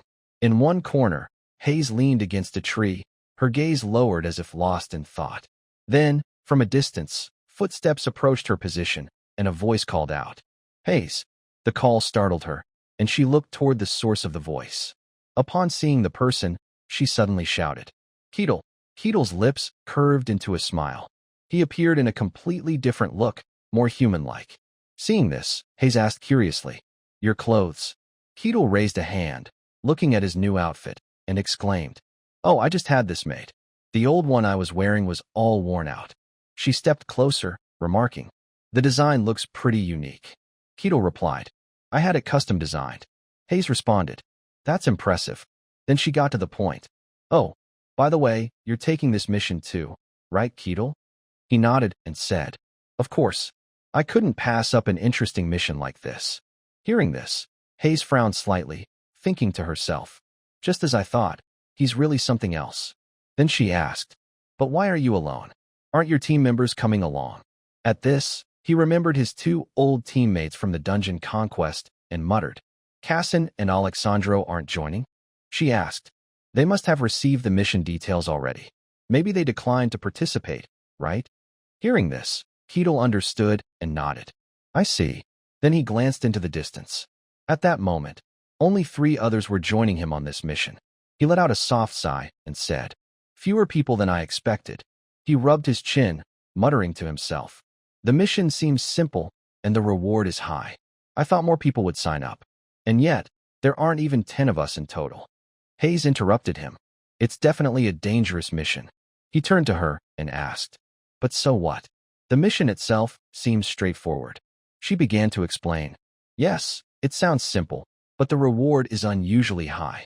There are rumors that the guards who went never returned. So, in the end, this isn't exactly a simple mission. Hearing this, Keatle began to think. Even so, the number of participants is too low. I thought there'd be at least 10 people. At this, Hayes leaned closer and whispered, actually, there's a rumor going around. Keatle asked curiously, what rumor? She didn't explain directly, instead giving a wry smile and gesturing forward with her hand. Keatle followed her gesture. In the direction she pointed, Aquaz, the sun god's inquisitor, approached, leaving Keatle puzzled. Not many mercenaries dared to work with a sun god inquisitor. Seeing Aquaz's serious expression, Hayes pursed her lips and said, she's not planning to split my head in two, is she? Keatle reassured her. No way. She's a good person. Hayes was taken aback and interrupted. Wait, you know Lady Aquaz? He replied. Of course, she's my friend. This response left Hayes utterly shocked. Her eyes widened as she muttered to herself. An inquisitor and a barbarian friends? Seeing Aquaz approach, Keatle stepped forward and greeted her. Great to see you, she responded. I don't recall us being friends. Unfazed, Keatle laughed and said, haha, you heard that? Well, starting now, we can be friends. Faced with his slightly naive words, Aquaz remained silent, her expression unreadable. Then she glanced at the people around them and said, by the way, your teammate serves another god, doesn't she? I mean Lady Calrosia. Keatle cheerfully replied. Oh, so you're like her? Aquaz, a bit embarrassed, responded. Yes, but wait. You said she's a kind woman serving Calrosia? Keatle asked curiously. Is there a problem? She replied. No, it's just that, from what I know, followers of Lady Calrosia are in a period of seclusion. Only those of higher status can act during this time. Don't tell me. She let out a soft sigh, and Hayes quickly interjected. No, it's nothing. Aquaz continued. I can't know the details of every sect, so I might be mistaken. Then, from a distance, someone approached and called out. You're here. The voice caught Keatle's attention. It was the captain of the guards. Looking at him, Keatle greeted. We meet again. The captain responded. I welcome everyone who's accepted this request. Now that we're all here, let's set off. The group began moving. Aquaz's eyes darted around, wary of something. Keatle glanced at the team, thinking, all of us gathered like this feels like we're heading to clear a dungeon. Noticing Aquaz standing still, staring ahead, Keatle approached, asking, does starting now mean it's time? Her question snapped her out of her thoughts. She looked at him, replying, I'm not sure. The god didn't reveal the exact timing. It could just be that we lost contact with the village. But it also means there's a chance. Recalling the prophecy, she continued, the god foretold that evil will descend, a great demon's arrival. Keatle muttered, a great demon? After traveling for a while, the captain announced, we're here. The scene before Keatle and Hayes startled them. The village was desolate, devoid of people. The captain explained, this is the village entrance. Turning to Aquaz, he asked, what do you sense? She replied, no aura at all. The captain's face fell, then it might have escaped. He addressed the group. Everyone, split up and search for clues. The others responded half-heartedly, but Keatle said eagerly, got it. This village holds about 100 people. No way they vanished without a trace. There's got to be something. The captain ordered, start searching. Opening a room, a young blonde man found a table laden with steaming food, exclaiming, this is... He rushed out, telling the captain, there's food here. The captain said, they might have left it while fleeing. The blonde clarified, no, I mean it's freshly cooked, still warm. The captain's face stiffened. What? He inspected the steaming dishes, muttering, what's going on? We lost contact days ago. Since then, many were sent here, but none returned. Turning to the blonde, he asked, any traces? The blonde replied, no signs they left or hid elsewhere. The captain pondered, so many signs of daily life, yet no one's here. How? He ordered, keep searching for now. The blonde nodded, understood. Approaching a swordsman, the captain asked, what's over there? The swordsman scratched his head, same thing. I found hot food in the houses. People were clearly living here, but there's no one, no footprints even. The captain turned to Aquaz. Do you know anything? She bowed her head. I don't. He asked Keetle, what about you? Keetle replied, no significant clues yet. I don't sense any aura either. Frustrated, the captain groaned. This is driving me insane. Keetle suggested, why not ask someone who might know? The captain started, what? Keetle looked into the village, saying, can't you feel it? There's someone else here. The captain gasped. Wait, what? Someone else. In other words, no one was here when they arrived. Thinking back, who was that woman? When did she join us? A stunning blonde woman, unnoticed by the captain, had slipped into Keetle's team.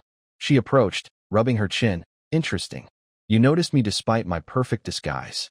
Keetle stared at her. A stranger showing up suddenly? Of course we'd notice. She countered.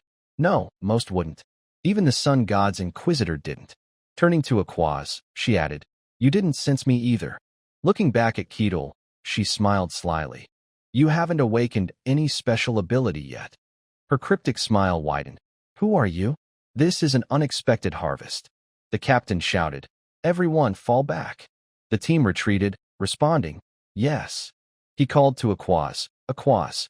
But she stood frozen, thinking, I sensed nothing, no aura at all. Her words shocked the captain and Hayes. Even the top inquisitor of the highest order couldn't detect her.